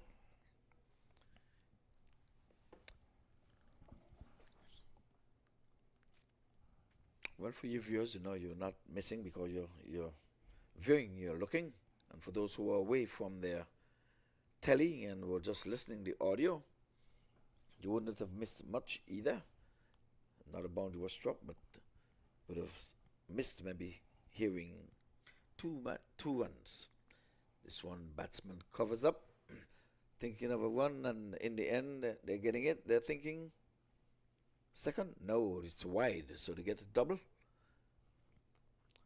So score goes into the 80s, goes to 81. As a matter of fact, 81 for 6. We're into over number 16. Last at bat was Malpuri. He went for 7.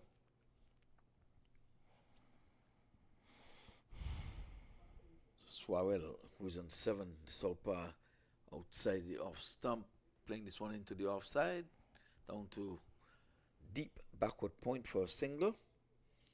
As that over comes to an end, that's the end of over number 16. 82 for 6, which indeed is the latest score here at the Broward County Stadium. So let's go on to your ODI now, Mr. Faisal. Yes. On debut. My ODI debut was in Against? 2000 against Sri Lanka. Sri Lanka. Pakistan at Lahore. Lahore. The last ODI of the series, the third one. Got run out for 4 runs, I remember. And yes, after that I was dropped from the squad after 1 game. Wow. This happens in Pakistan cricket, unfortunately. For 1-0, Cornwall continues. Goes to point, can't score. Point fielder moves to his left. So Cornwall with 3 wickets in the bag. Bowling his last over, bowling his 4 overs on the trot. I always say Cornwall is fit for cricket. Some people look at him, this one is edging outside the off stump. Runs here for the batters. And they're going to be a relaxing 2 in the end. So, it's not the size or the age of the man. I mean, he's a big man. But I haven't seen him walked off the park. And you might say, well, for a fashion show, he's not going to get the first prize. But in terms of cricket, I think he's this one hit back along the track to Cornwall. He just got his big size 14 boots out of the way and said, I have coverage in the deep at long on. The long on fielder is smiling. The slip fielder is smiling and saying, oh my word. Why didn't you stop that single, Cornwall? He said, no, I'm not putting my boot on that. I have coverage over here. Besides, it is the season where you give gifts. Gift There him you a single. go. Gift him a single. There you go. Yep. Farhad, the captain. Outside the off stump, turning back in. Turn and bounce. When we 10 hit bounce. turn, spin, and bounce, I remember Prasanna out of India back in the 70s. Prasanna's 74. Prasanna, Bedi, Chandrasekhar. This time he plays it with a dead bat, making sure that Cornwall does not get another. He has one delivery in which to get 4 wickets. Can he do it? Not this time around, because the batsman is coming down in it. Plays it to mid-on. That's the end of his spell. Cornwall, 3 wickets for 17 runs from his allotment of 4 overs. So again, all viewers, just want to say good evening. We'll be here again tomorrow, 10 o'clock, to bring you the first of 3 games again tomorrow. And by Wednesday, we will have the playoff beginning. But it's slated for rain, and I'm going to say, rain, go away. Because the US Open 15 wants to play. 85 for 6 after 17. Saral Parak 11 for 17. Paralhad Madhubushi 0 for 4. Rakeem Cornwall in his 4 over spell he got 3 for 17. The current run rate is going 5.0. Hassan Khan, the left arm spinner from Pakistan, commencing from the pavilion end. And there's a big shot there. Fielder underneath it. 6 runs. Saul Parak, he saw the flight on the ball. He's waited for it. Open his legs. Front leg. And hit it out of the park. Right from the screws. Yes, well, good swing there. Good swing of the arc. And I'm telling you, he got a good hold of that. For a moment there, the long on fielder thought he was in business, but it was well struck. And again, but not enough distance. Would he catch this? Oh, man. Brilliant effort by the fielder Saad Ali from mid-wicket. Deep mid-wicket. Good effort. Saving 2 runs for his team. Sawal Parak got 3 runs. Well, Khan has brought into the attack Shajil Khan, and they're going after him. Yeah, Swawel took a likeness to him early. This time, one in the making, 1, and that's all they'll be. Well watched. He glanced it towards third man with soft hands, cut it. Yes, the vacant slip. Vacant slip area. But Cornwall now is coming into the slip here for the southpaw. The bowler is not Sharjil Khan, is Hassan Khan actually. Oh, it's a different Khan. Yes, Sharjil Khan is an opening batsman. Yeah. So we'll correct that. The Khan, the Wong Khan is on there. Yes. Sharjil is the batter. But Parak. But is he? Oh, it's you miss, I hit. Farlad looking for big one, missing the line. Hassan flighting him, giving him in the air. Slow in the air. There's a quicker one. Farlad missed it. Well, he's overcome to an end and finishes with 2 dots. But he was carted out of the park for the first delivery. Then we had 4 poles sticking in the grounds, and then 2 dots. Yes, 94 for 6 after 18. Parak 19 for 20 and Prahlad 1 for 7. Bowling change. Another left arm fast bowler Waqar Masood back into attack after his 2 overs of 12. Current run rate is going 5.2. They need to accelerate in this last 2 overs to get maximum runs on the board. Yeah, Waqar's bowled very well up in the power play, just giving away some 12 runs when he had only 2 men outside of the circle. But I think they will continue with keeping the 5 men outside of the circle. Let's see if they're going to respect him and give him. Yes, I think they're going to do that. How many persons we have riding in the boundaries? Just while they're pushing back the extra cover. Deep point. So they have the 5 boundary riders. Long off, fine leg, and deep mid wicket. This one is in the air over the head of the point fielder. Wanmark gives chase, but in the meantime, the batters cross for 2. So they labeled their way on their way to 100. At least the scoreboard would look much more respectable. But I thought some of these runs were gifted to them after the power play when they would have spread the field and allowed them to run. I should say they walked some easy singles from the 7th over onward. And they didn't do enough to try to bowl them out, if you ask me. This time he's swinging. This one is going wide into the offside. There's a long chase there. He pulls it in just about now. Another double. His bowls are half volley there to Barak, who likes to hit straight. Yep, so 98 it is. 6, 2 away from the 100. Always good to see triple figures. We would have witnessed 100 in the last match. This one is in the air and away from the extra cover fielder, but not far enough for the mid-off to gobble that one up. The batsman will tell you, I deliberately did that, took it away from the extra cover, and I know I would not have hit it far enough to be caught on the circle. I think they push back these fielders a little too far. I like fielding pressure, even if it's somebody up in there in your ears and right in your eye line. Just saying something, say, hey, don't you have to want to go home and look at television or something? Distract you.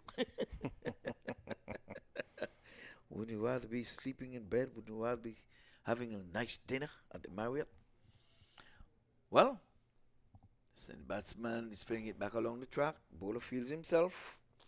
Prahlad needs to push for runs now. He's still on 1 with 8 balls he has played. Well, a good partnership here. Swalwell has done that heavy lifting in that partnership because Prahlad, Madash Hushi, has only contributed 1 from his 8 deliveries. Marapushi. This time he's playing it into the offside for a single. So he advanced his score to 2 and the overall total to 100 finally. Finally 100 runs came in almost 18.5 balls. Current run rate going 5.3. Bit slow for this format. 100 for 6. Tampa Tigers. It's been a good penalty bet over. Needed a boundary. Not going to get it because cover sweeper gets in the way. It's about 3/4 way up. And that's the end of over number 19. 101 Dalmatian, Bow Wow, is on the scorecard. 101 for 6 after 19. 7 runs in Vakas last over. Yes, his first 2 went for 12, so he will not be able to bowl his 4. I guess he's going to leave something for the playoff. Harmeet Singh. Because they won the first game, and I'm sure they're on the cards to win this one. But again, I always talk about net run rate, so I'm sure a few teams going to have 2 games on the trot, and what's going to separate them is either head-to-head or net run rate. But again, we just want to congratulate Cricket Council USA for sticking and staying the course over these years. 15 years in the making. Cricket Council USA, this is the 15th edition. Final over comes up. Spin is taking it. It's in the air. Man getting under it. Takes the catch. Oh, wicket number 7 goes. And the ball came down heavy. In the night time when it's cold, that ball gets heavy. Trust me, it weighs more than 5.5 ounces. I wish the camera was on him just wringing his hands. Boy, the ball came down heavy. He's there wringing his hands. When it gets cold, you don't want the ball to be coming to you, especially coming from high. When it comes down real heavy. So Palash still there on 2, so Swarell had a good knock. Goes for 25. He was trying to really hit one out of the park, but he got himself 25. Perhaps the top score of the inning. We'll tell you in the next 5 balls or so when the scoreboard is put up. So he stayed a while, stayed for his 25. I'm sure he'll tell you he enjoyed it.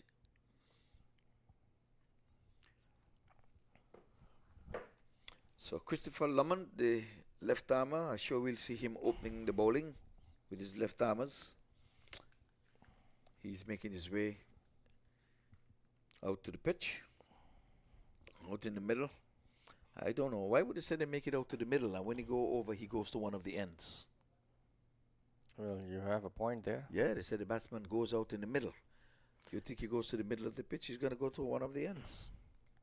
Well, he's going to go on strike. It's a kind of like you go into the middle from outside of the ground. But what's the middle? Because cricket is not even a circle. So where is the middle? Probably where the square is the middle of the circle. So they refer to that as a middle. Well, I can understand because I was looking for a guy with a square leg. Seems like you're sleepy now. I see these guys have good legs, but they're saying the guy is bowling with a square leg.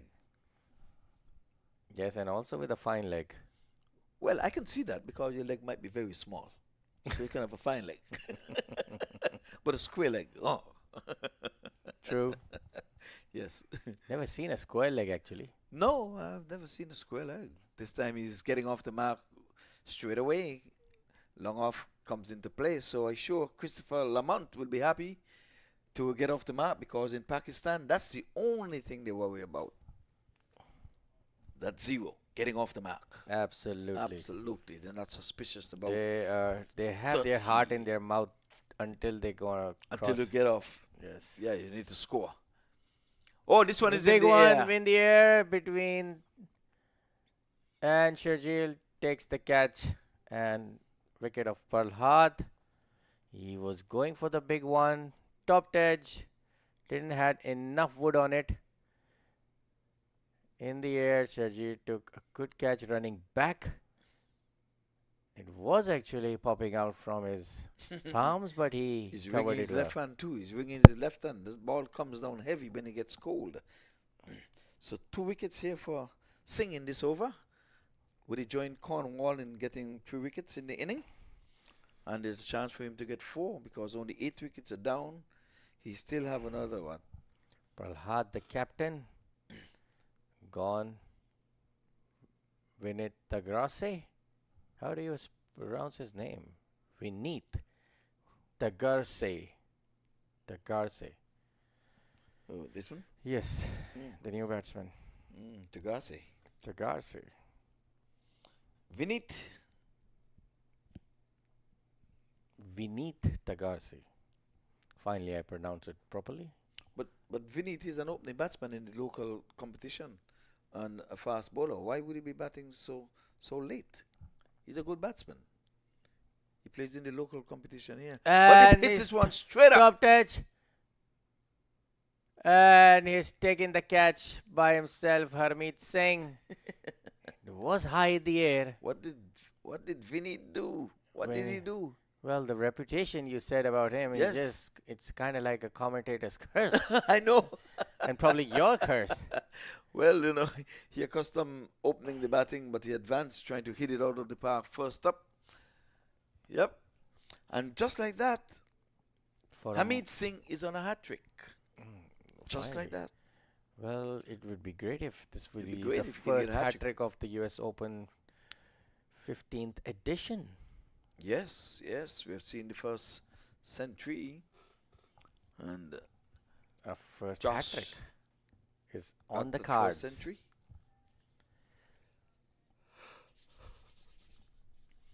So Vinit did not trouble the scorer, except that A dot goes to his name, and the W goes to the bowler's name. A wicket.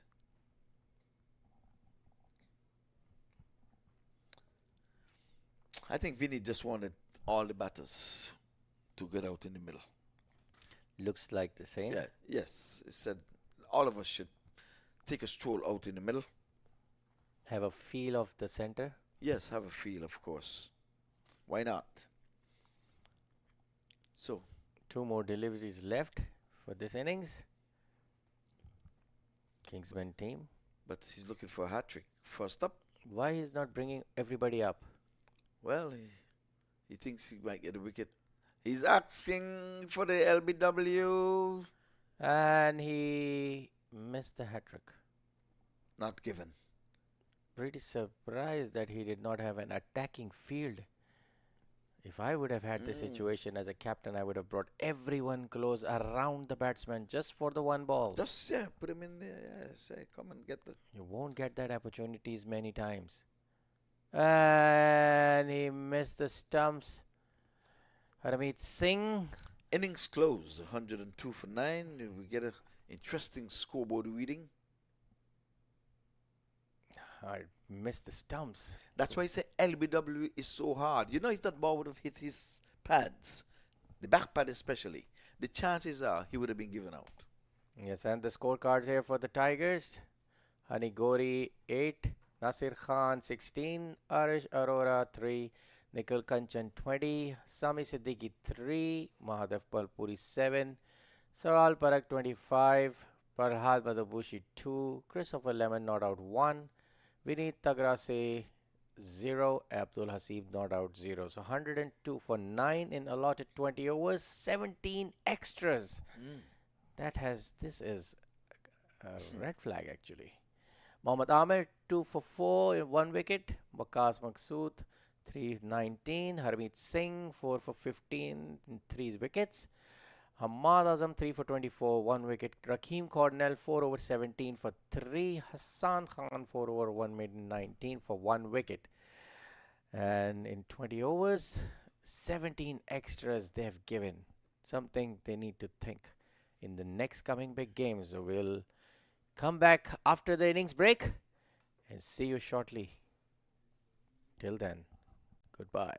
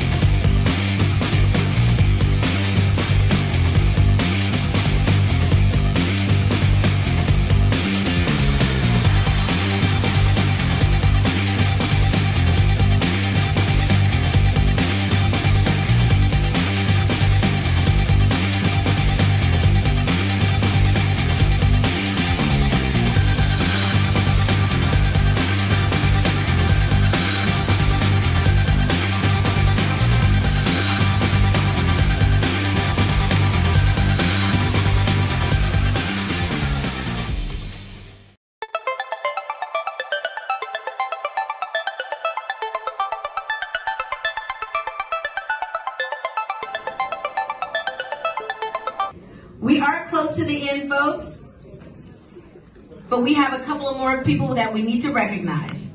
And each year, the Palm Beach County Sports Hall of Fame recognizes a person or organization whose dedication goes above and beyond typical commitment to sports and tourism throughout the county.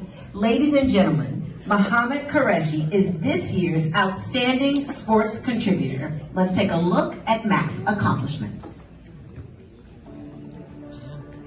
No one has done more for the development of the sport of cricket in the United States than our sports contributor, Mohammed Qureshi.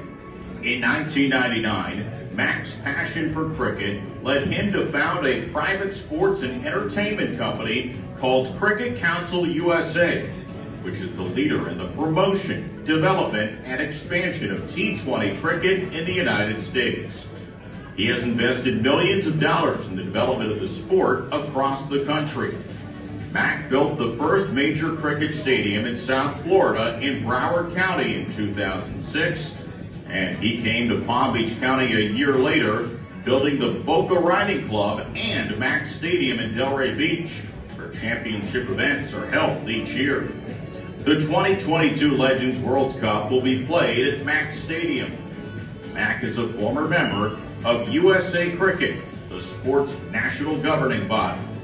He is the president and chief executive officer of MAQ Group, one of the largest real estate and financial groups in the United States, specializing in commercial real estate and sports management. At a special ceremony in Boca Raton last October, MAQ was bestowed the Lifetime Achievement Award from the Cricket Hall of Fame. Ladies and gentlemen, let's welcome the Palm Beach County Sports Hall of Fame contributor of...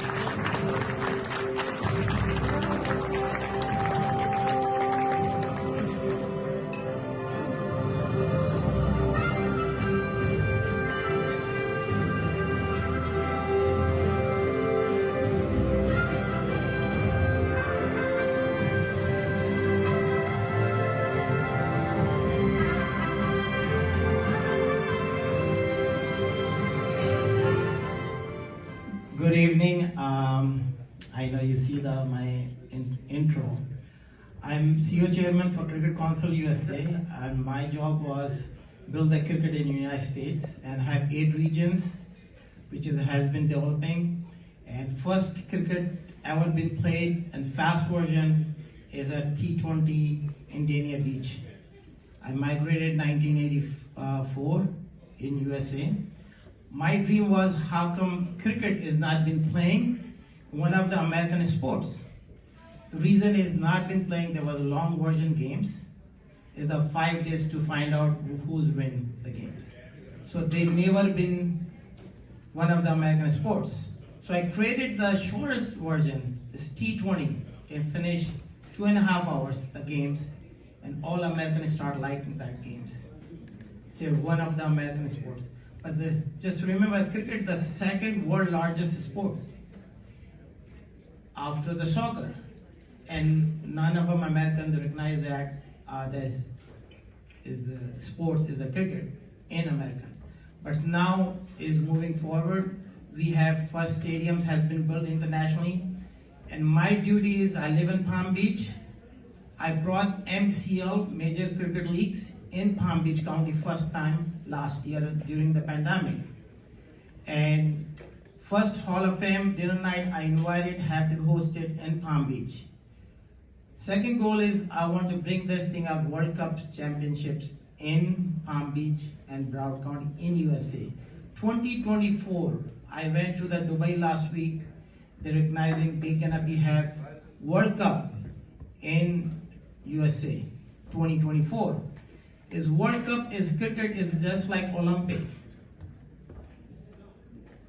It's just like Olympic. So I want to first of all, I met today and who actually introduced me, Mr. Michael Zeff,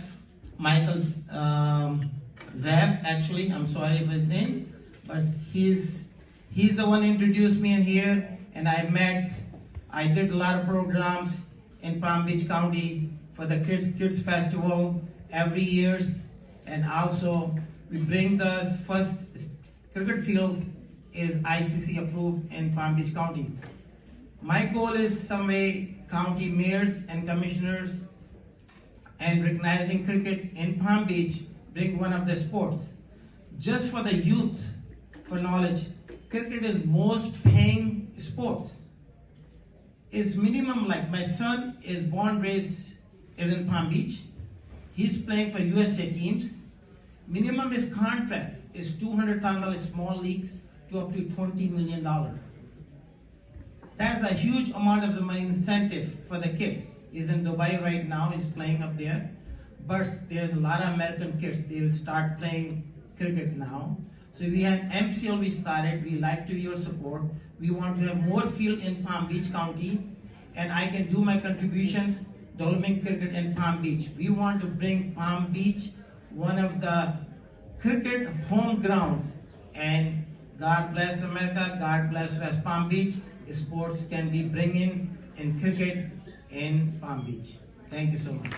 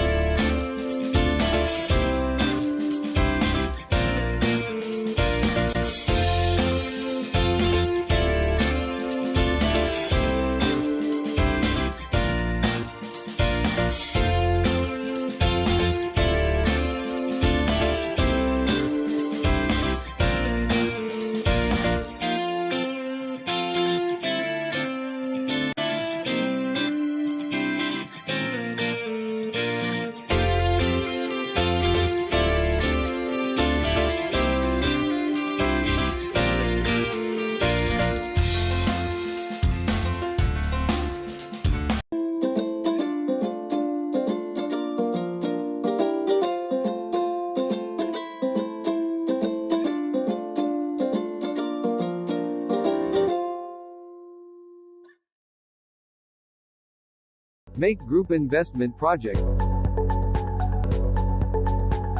Indian Lake Estates as our newest Florida land investment opportunity.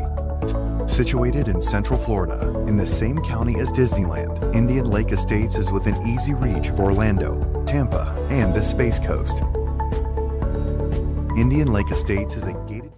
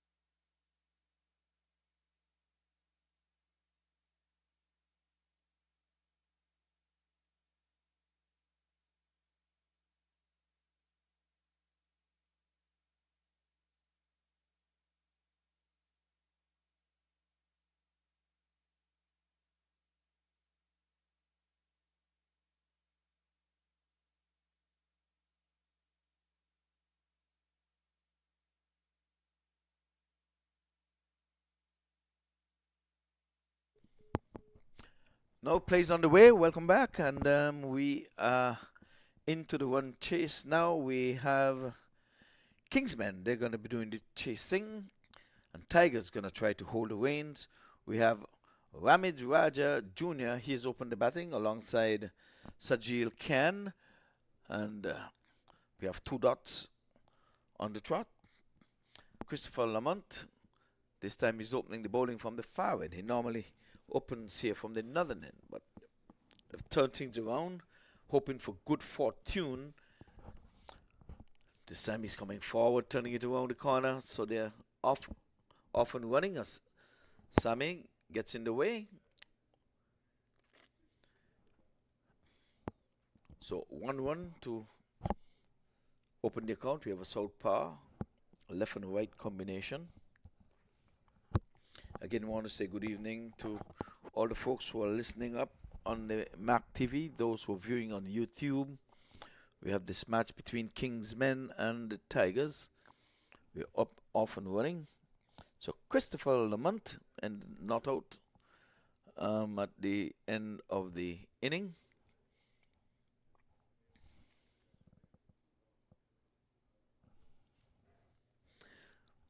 So 102 was scored by the Tigers. They're trying to defend that. Let's see how well they can do that. 103 is the target score. So a further 102 is required. Just about a run a ball. We have more ball than runs. Into the offside. He's punching into off the back foot. Normally we see the hard-hitting Cornwall opening up, but they're giving these folks a chance to showcase their ways on the square from the front.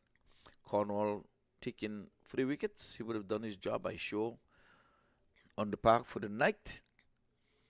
So he's saying let these youngsters get a knock. Cornwall had a knock of 45 yesterday.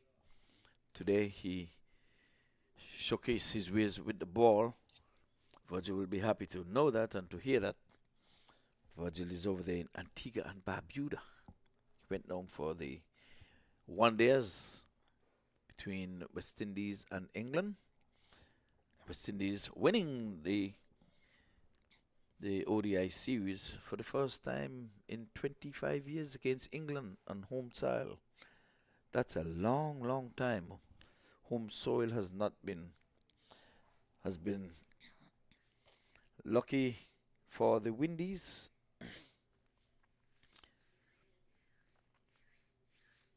So this is the last match of the day. Play started just after 10 o'clock this morning. We're into the night time. It is minutes to 9 o'clock, almost 9 o'clock in our neck of the woods. Those in the Eastern Caribbean are having 10 o'clock, just about 10 o'clock for them. They're an hour in front of us. If you prefer to say who is behind, we are behind them.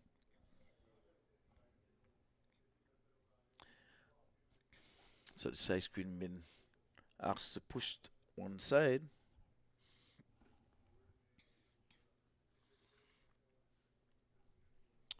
So Abdul Hasib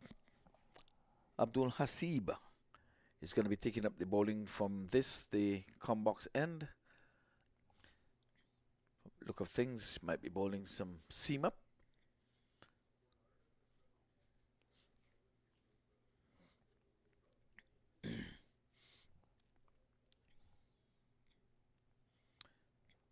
So Raja Jr., he is the person on strike. It's got him bowls over the wicket. Down the leg side. And it's going to be wide. 4 wides.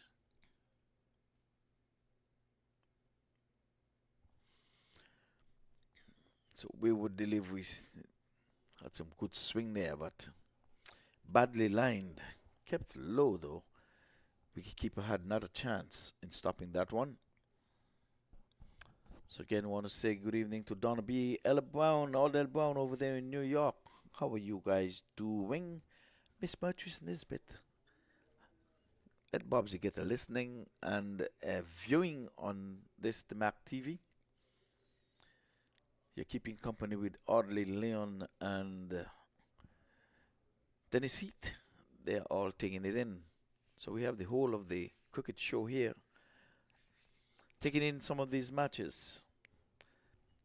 And I'm afraid I have to tell you that the cold has arrived in Florida. It's in the 60s, and trust me, you can see the umpire, how he's dressed out there. It is cold.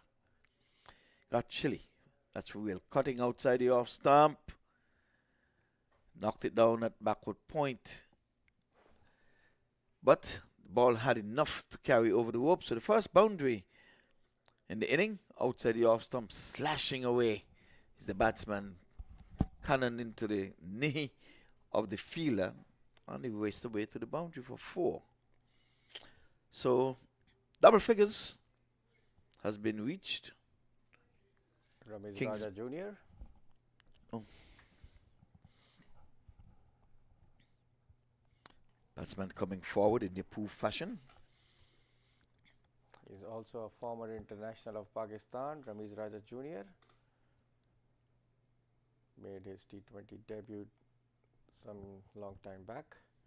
With him is Sharjeel Khan, another Pakistan opening batter. Played a lot of franchise cricket.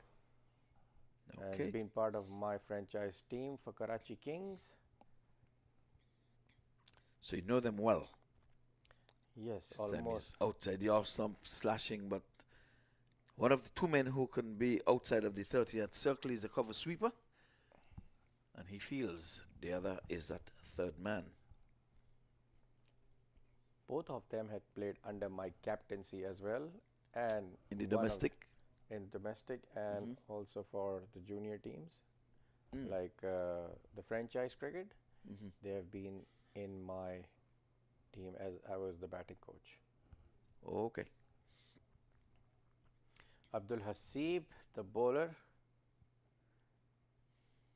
110 balls, 92 runs. Chaseable? I have to think about that one. That seemed like some heavy lifting have to be put into this 92. I'm just kidding, folks. This is gonna be That's easy peasy. Oh man, I'm telling you, this field is gonna make him work. That's a beautiful shot from the back foot punch. Just timed the ball between the two fielders, carved, and the fielder did well, stopping it for 2 runs. Yeah, so he gets off the mark. Lovely punch in the offside. 13 is on the board. Settles in now. Sammy swinging, getting some will on this. It's gonna be 4. 4 runs.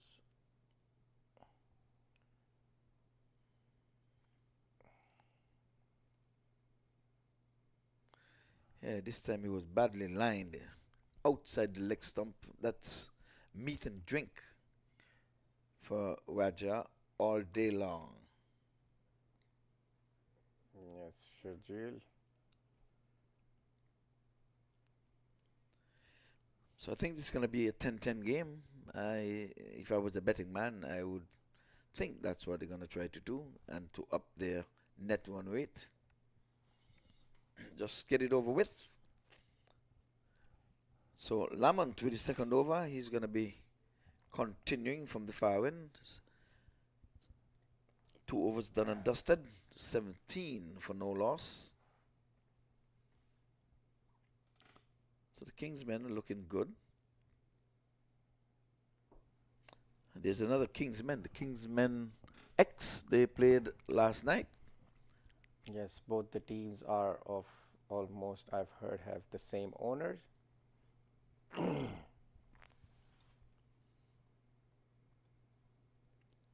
Outside the off stump. Dot ball. Yes, indeed. They're going to need lots more of those, but with the W behind the dot, wickets, only wickets they can get. They have to get all of 10 wickets to win this match. That's my prediction. Oh, this one is tugging it into the onside, not timing it. Gets 1 for his effort. He wanted to hit on the leg side towards mid wicket, but didn't got hold of it properly. Yep. Inside edge. Came with the bottom portion of the bat. Christopher Lamont. Yeah, Lamont must have felt good. I'll have a chat with him at the end and said, at least you got a not out. You say, come on, man, one not out. This time he's pushing it in the onside. Lamont shadows. They're not giving any easy single. They have to work.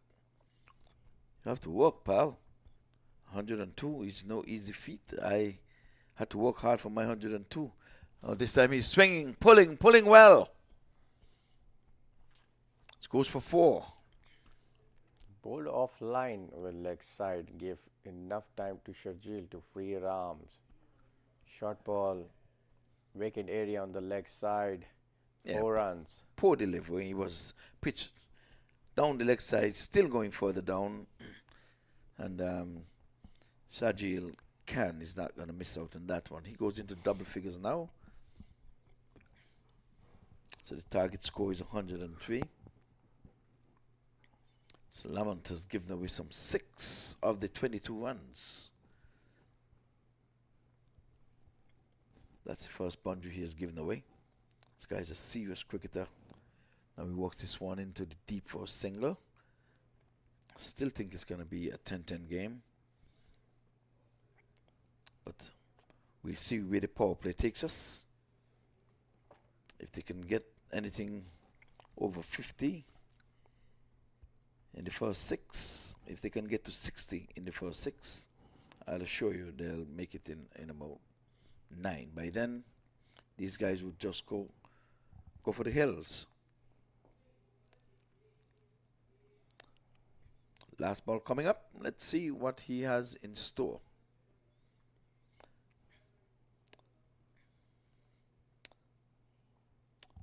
In the air and over the head of the infield, and they're going to be running a relaxing 2. Can be some overthrows, but backed up by the fielder.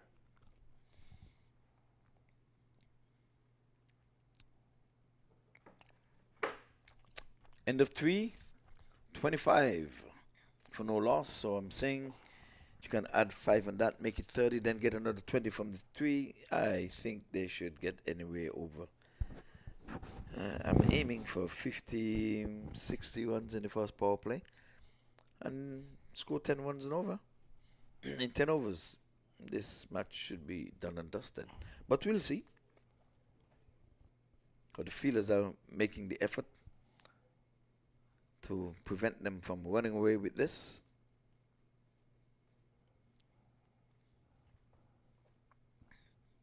Lamont is still giving a word of advice here to Hasib. He's saying, try to do better than your first over.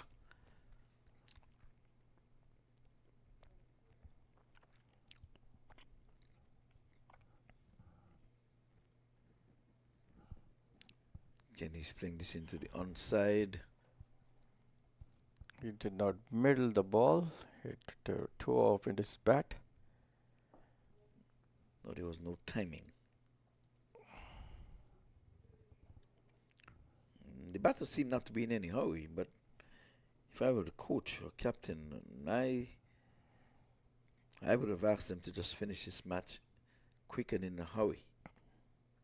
Outside the off stump again. Not timing. It's constantly Coming hitting from the bottom portion of the bat. Yes, the Sharjeel not happy, not middling the ball. It's the toe. Yes, It's point of the bat, constantly. yes. That's the weak spot.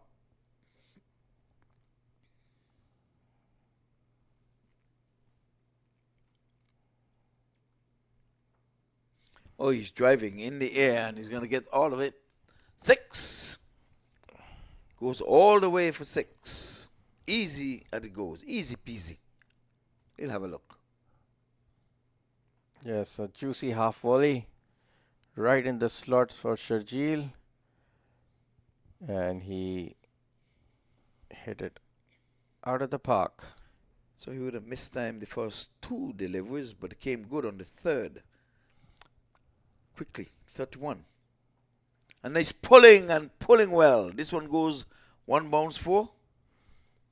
Yes, a boundary for Sharjeel. He's been looking for this ball from a while, and then finally he got that short ball. And that's his strength at mid-wicket. One bounce for 4 runs. He's quickly moved to 21 in 12. Ramiz Raja 9 for 10. Current run rate going is 9.6 and the required run rate is 4.2. So they are racing to the target for 103 more runs. Yeah, that's the target, 103. I would think that they're really trying to get this over with. He decides to go around the sticks, and thus the side screen has to be moved to accommodate the background. So it doesn't matter. Let's see if it matters any going around the sticks.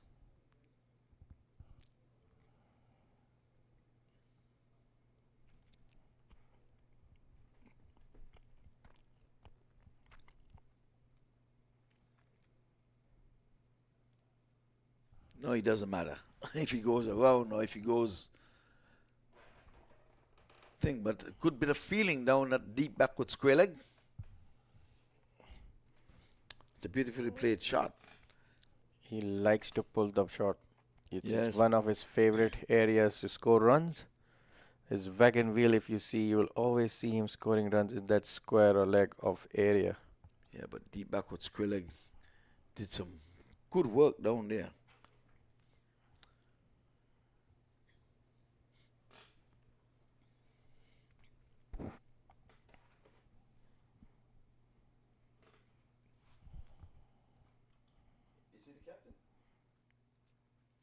No. No? Oh, okay. It's Prahlad. Oh, Full that's toss. a full toss. And he did not miss it. Ramiz Raja Jr. hit straight above the bowler's head for 4 runs. Full toss.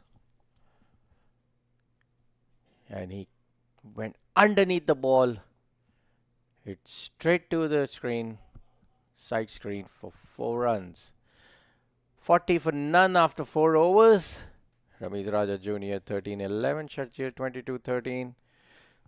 Abdul Hasib 2 for 31. Current run rate 10.0 and required run rate came down to 3.9, chasing the target of 103. Change of bowling from the far end. Oh, Lamont is with ball in his hand, so I wonder if he's going to continue. I think he will. Will he? I see there's someone else over there marking out his run, though. Oh, Yeah, Lamont is going to continue. the captain wants him to continue probably one more over. Well, he's been bowling well. He's been bowling tight.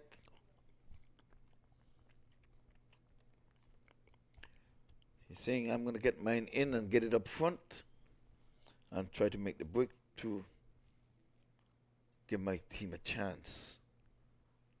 So Lamont, he opened the bowling his left armers.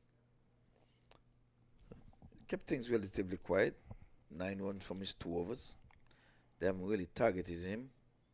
See, he bowled those darts them in.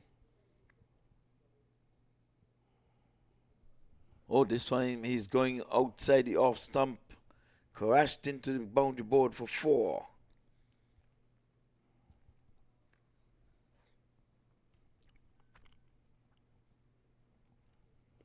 Yes, that's a beautiful cut shot from Sharjeel. One of his favorite areas, scoring runs.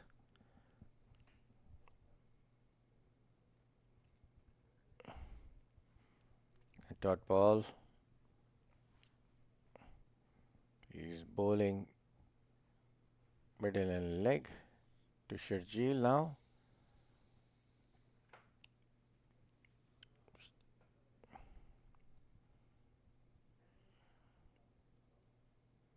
Bowled him!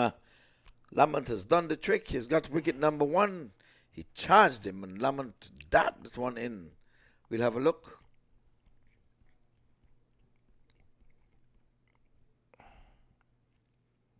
Yes, it seems like he missed a straight ball actually.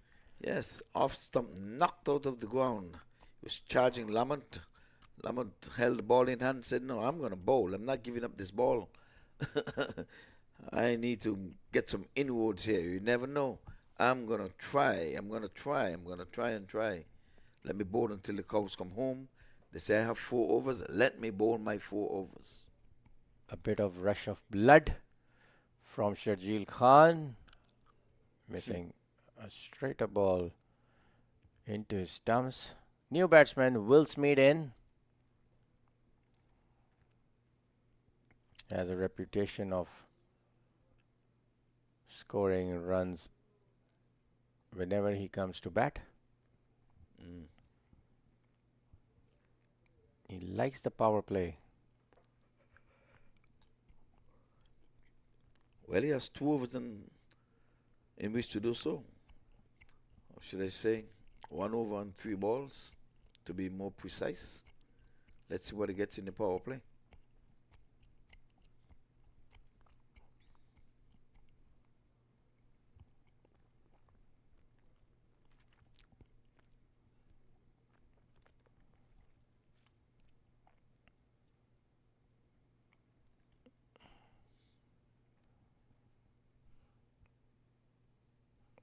I'm not exactly sure who is captaining inside for the Tampa Tigers. There's too many people moving upfield. Well, keep it Prahlad is just standing somewhere, who is actually the real captain. A dot ball.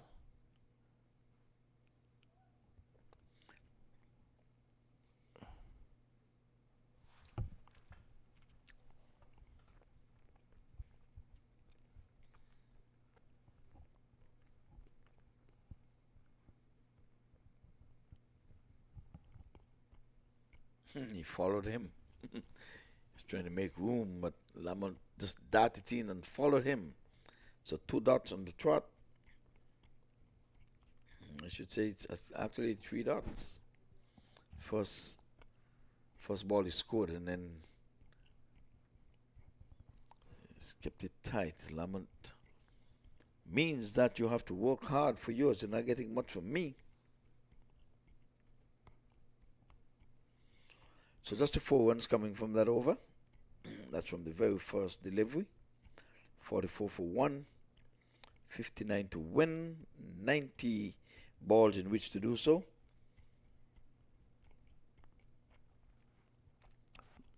.44 for 1 after 5 overs. Ramesh Raja Jr. 13-11. Will Smith just came into the crease with 3 balls. Chasing a target of 103.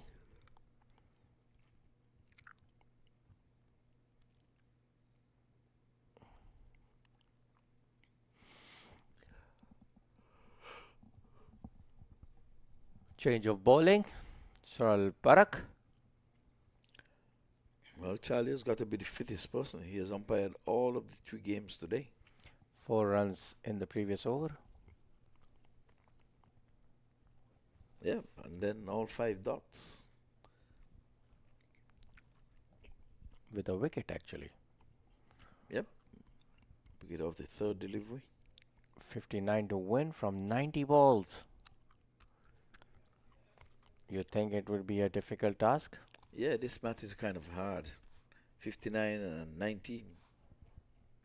It seems like it's an uphill task. It's fuzzy maths. Absolutely, yes. And current run rate is 8.8 and the required rate is 3.9. Ooh, that much? Wow. My word.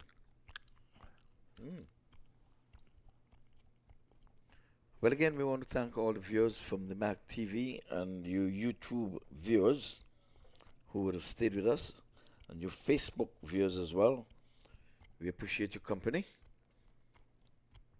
And this time he's going over the mid-on and down to the boundary for 4. That's another boundary.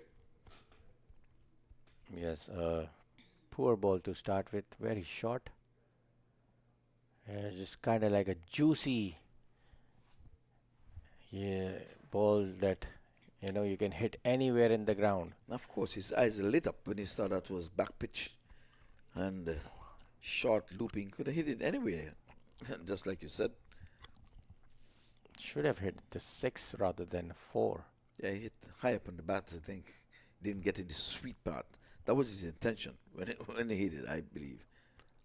Now he's playing across it, man. You can cut. We've seen some lovely cut shots throughout this tournament. Doesn't matter that you have all 6 men in the offside.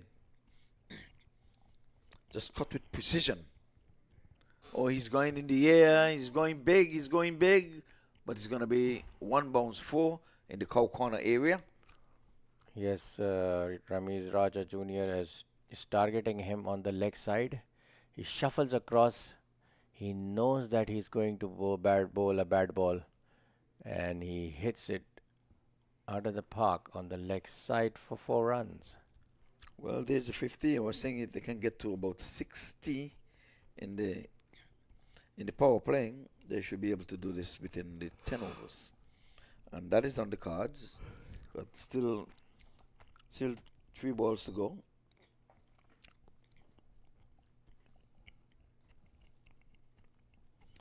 So the required run rate is out of the equation. We can dump that. We can put that in the out of order bundle. Oh, this time he's pulling and can't beat mid on. Again, he likes to pull, like you say. He was tugging this one. Because he has sensed the bowler that he is bowling a short ball, not with lot of turn, so that's a bit different. That's where the bowler needs to bowl a bit fuller to the batters, because the wicket is slow, and if you bowl a bit short, the batsman rocks back on the back foot and take it to the cleaners. Yes, well, unless he bowls no ball or wide, they will not get to 60 in the power play, because it's on 53 right now. Ball them! Center stump knocked out of the ground. He played right across that. Will Smead, he batted some 5 deliveries for his duck, and like you say, you need to get off the ducks. Absolutely. Yes. He is not going to be happy while walking back to the pavilion. Sawal Parak kept it straight in the stumps. And I'm sure Lamont is going to say, give me that ball. I want to bowl my 4. Give me that ball. You never know. I can get 6 wickets. You never know. 6 balls, 6 wickets. Take it down to 8 wickets. Who knows? Don't know how they're going to get ball out of Lamont's hand. Absolutely true. See, they still believe. They still believe. So, Lamont is going to bowl his. I can tell you that now. See, there it is. He seems to be his captain's favorite. Well, he got a wicket too, so he's like, hey, I started it. I'm accustomed opening the bowling. I'm bowling my darts. New batter in. He's definitely not Saad Ali. He's definitely not Saad Ali. That's not him, Barin? No. No, that's not Saad Ali. Well, he took his number is well hidden, so we have to find out who the Also, batter he's is. a right-hander.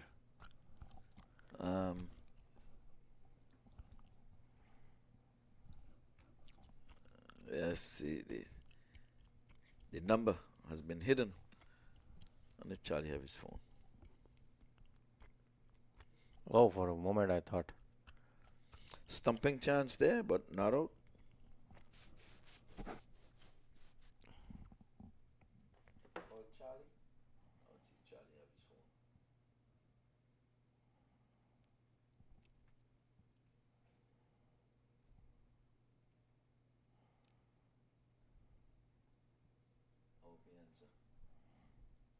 That's 4 runs.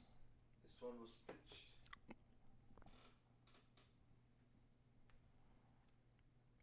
Wide of the off stump and he slashed it into the offside for 4.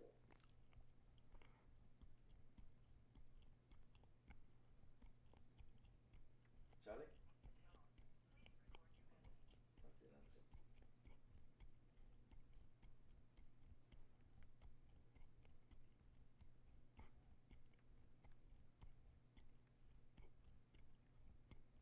Oh, the guy is so weird. You need to put your name on there because Dot ball. at the end of the over we'll call. 57 for 2 after 6.2 overs. Ramesh Raja Jr. 26 in 18. He uses his feet. Was trying to play towards extra cover, but inside edge towards long on for single.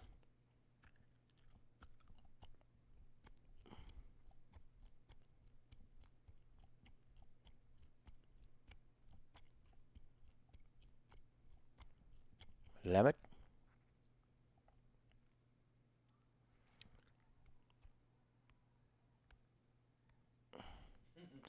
That was a close call. For a moment, the batsman had his heart in his mouth the way Lemmet appealed.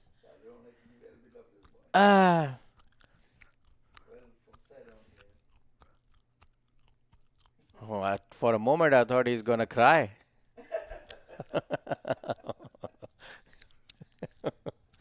Lemon. It's a funny character, Lemon. On the leg side, 1 run towards square leg.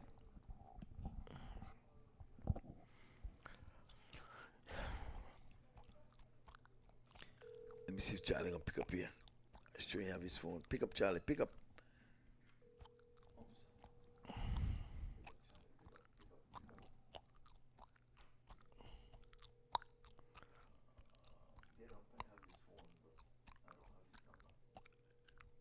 You can't pick up the phone because it's a live game. No, that can't be. We need that batsman. Oh, you got maybe that's it. Milind Kumar. Milind Kumar, the new batsman, facing the ball.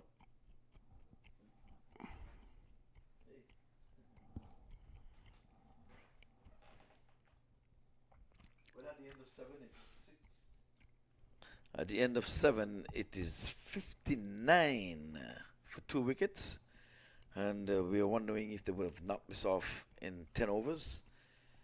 Now that Lamont has finished his bowling stint, we're going to see who's going to be replacing him. Maybe Vineet. Vineet let me down with the 1 ball when he scooped it up in the air.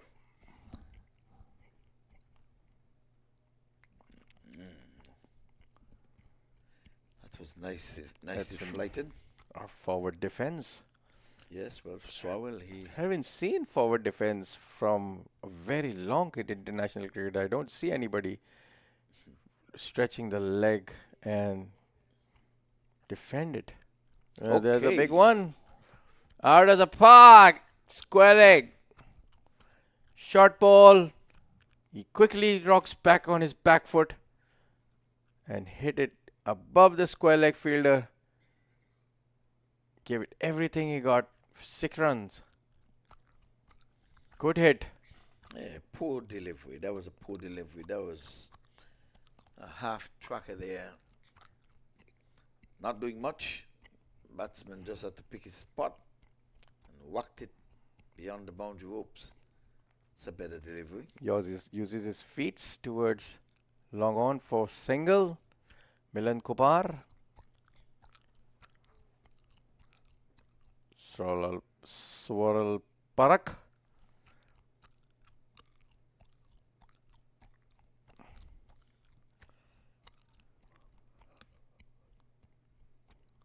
Oh, could have been into the stumps.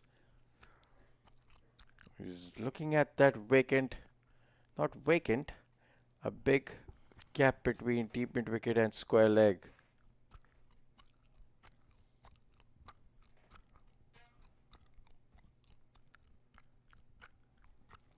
And he blocks the ball, Ramiz Raja Jr.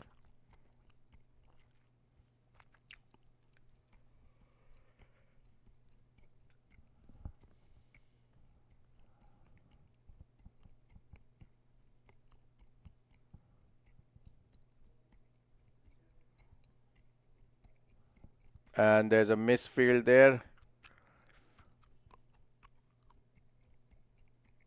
Fumbles through the legs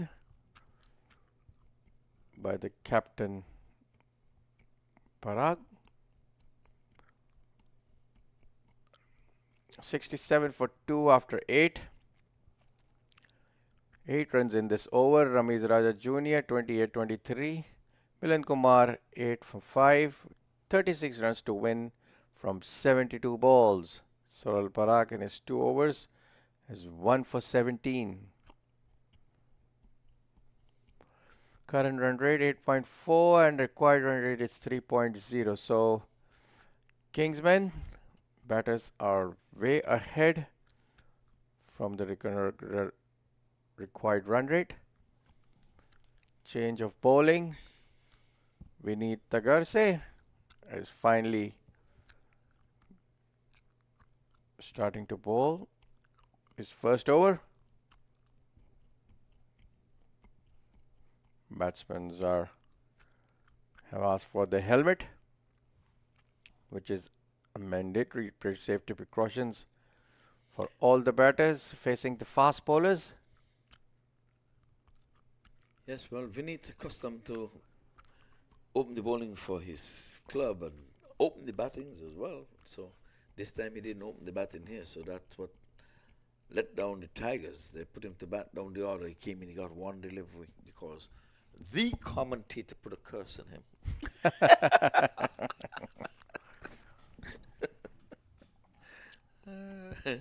So Vineet with his medium pacers bowling with the older ball outside the off stump, slash into the offside. Great shot by Ramiz Raja Jr. Cut shot towards points from the front foot.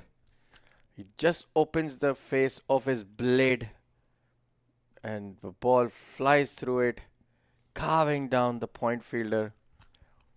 4 runs. That was a good shot, a proper cricketing shot. Total goes into the 70s now at 71. We're into over number 9, trying to get to 103 for victory. Outside the off stump again, but there's the sweeper, cover sweeper, comes into play, sends a good nice throw into the wicket keeper.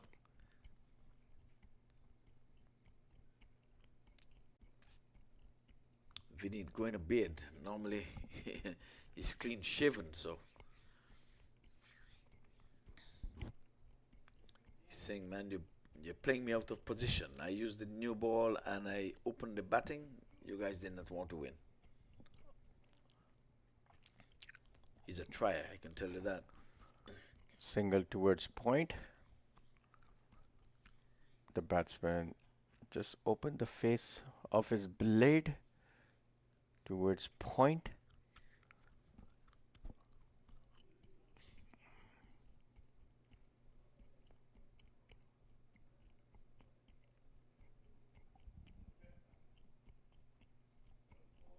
Single towards deep extra cover.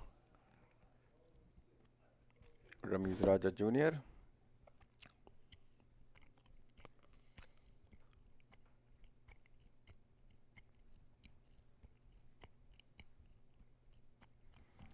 .74 for 2 after 8.4 over.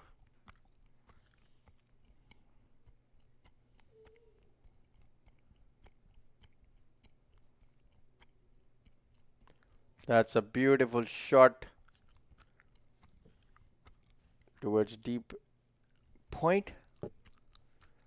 He just times the ball and angles his bat. Uses the pace of the bowler.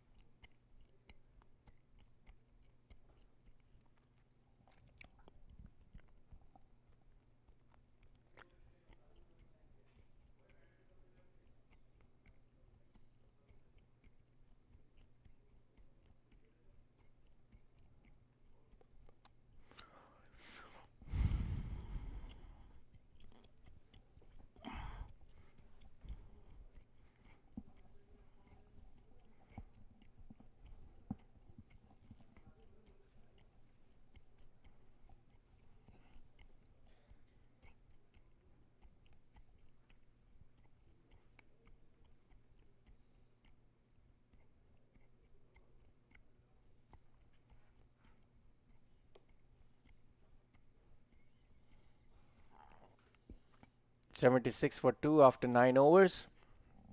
Ramesh Raja Jr. 35 for 27. Milan Kumar 10 for 7.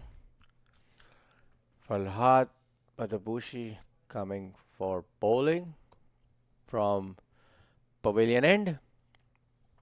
And the partnership is moving to 23. 9 runs in this previous over.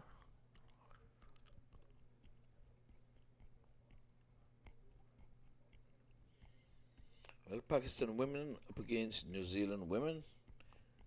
New Zealand women really put the willow to the leather. Oh, this is a big one. It goes way beyond the boundary rope for yet another US Open maximum. Yeah, that's Ramesh Raja Jr.'s favorite shot. He likes to open up his front leg and hit it towards the leg side. Bang. Went like a rocket. It was very slow in the air and very slow in the pace by Farhad, the bushy. It gives a lot of time for the batter to hit anywhere around the ground. Well, Farhad, you've got to get with it. Another one. And great fielding by the fielder there at the boundary. Deep mid wicket. Saved 3 runs.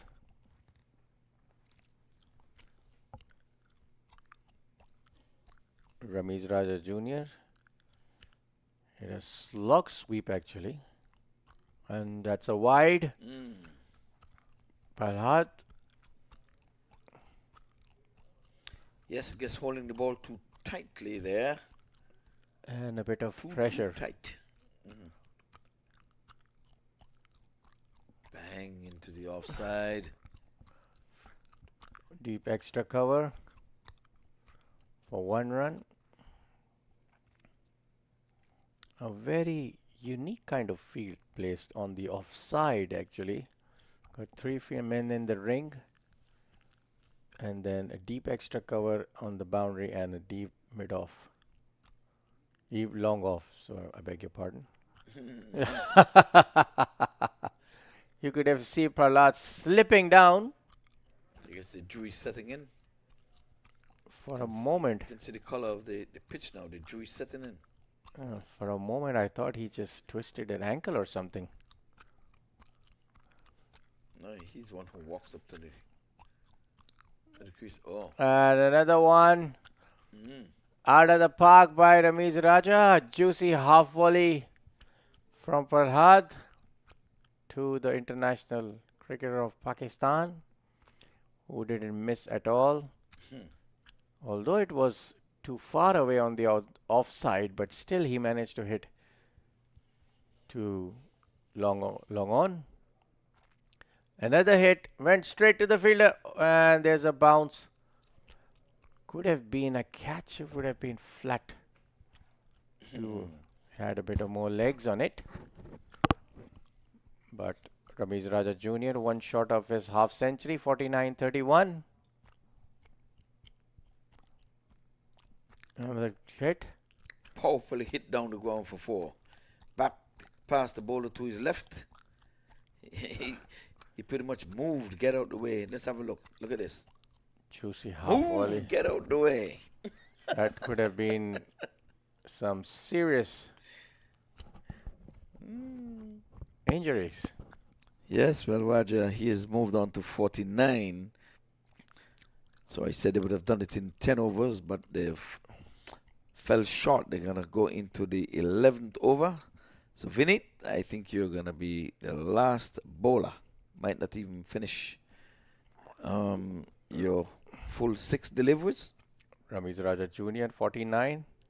He'll be looking to finish off in style with his half century and the winning runs.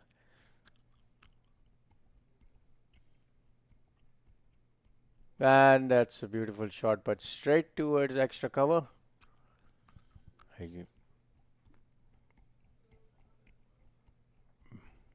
Didn't middle it properly, actually. 21, straight in. 21 coming from that last over. Wow. Yes. Farhad's over has been very expensive. One strike away. Would it be this one? Oh, that's well wide of the mark. White ball signaled by the umpire. Yep. Mr. Nasser Charlie. Still a hit away.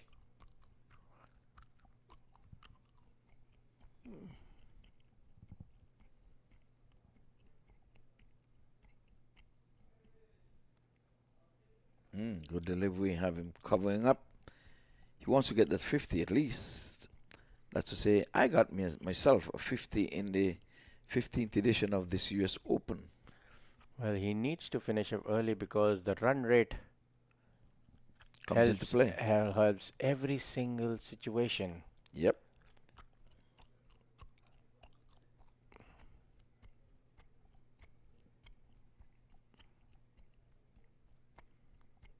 And slash hard for 4 runs.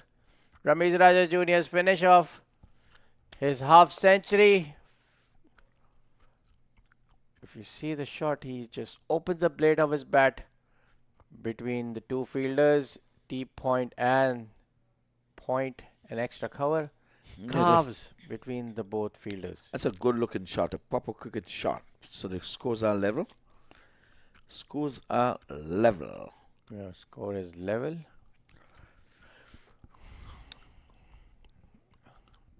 And probably he's going to finish off in style. And that's what he was looking for, finishing off his style. And the Kingsmen won the match in 10.4 overs.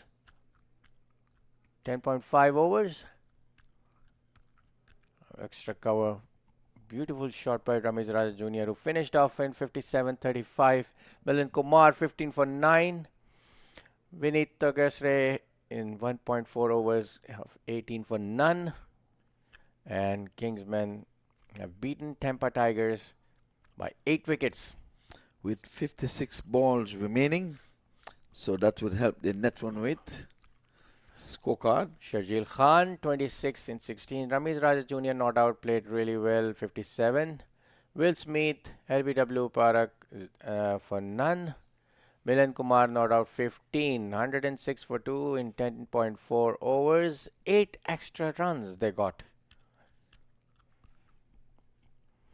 And Tampa Tigers bowling. Christopher Lemon 4 over 19 for 1 wicket. Abdul Hasib 2 overs 31, been expensive. Sawal Parak 2 overs 17 for 1 wicket. Vinay Tagarsev 1.4 overs 18 for none. Farhad Madhubushi was very expensive in his 1 over 21 runs in his one and only over. So 106 for 2, 10.4 overs and 8 extras the Tampa Tigers has given to the opposition team. Yeah, well, we want to thank all your viewers for staying tuned with us throughout the day. This was the 3rd and final match.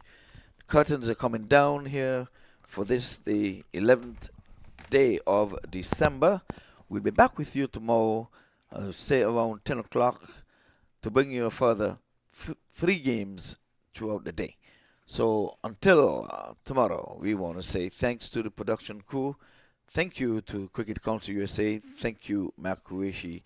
15th edition of the US Open, day number 9, comes to an end. Good night.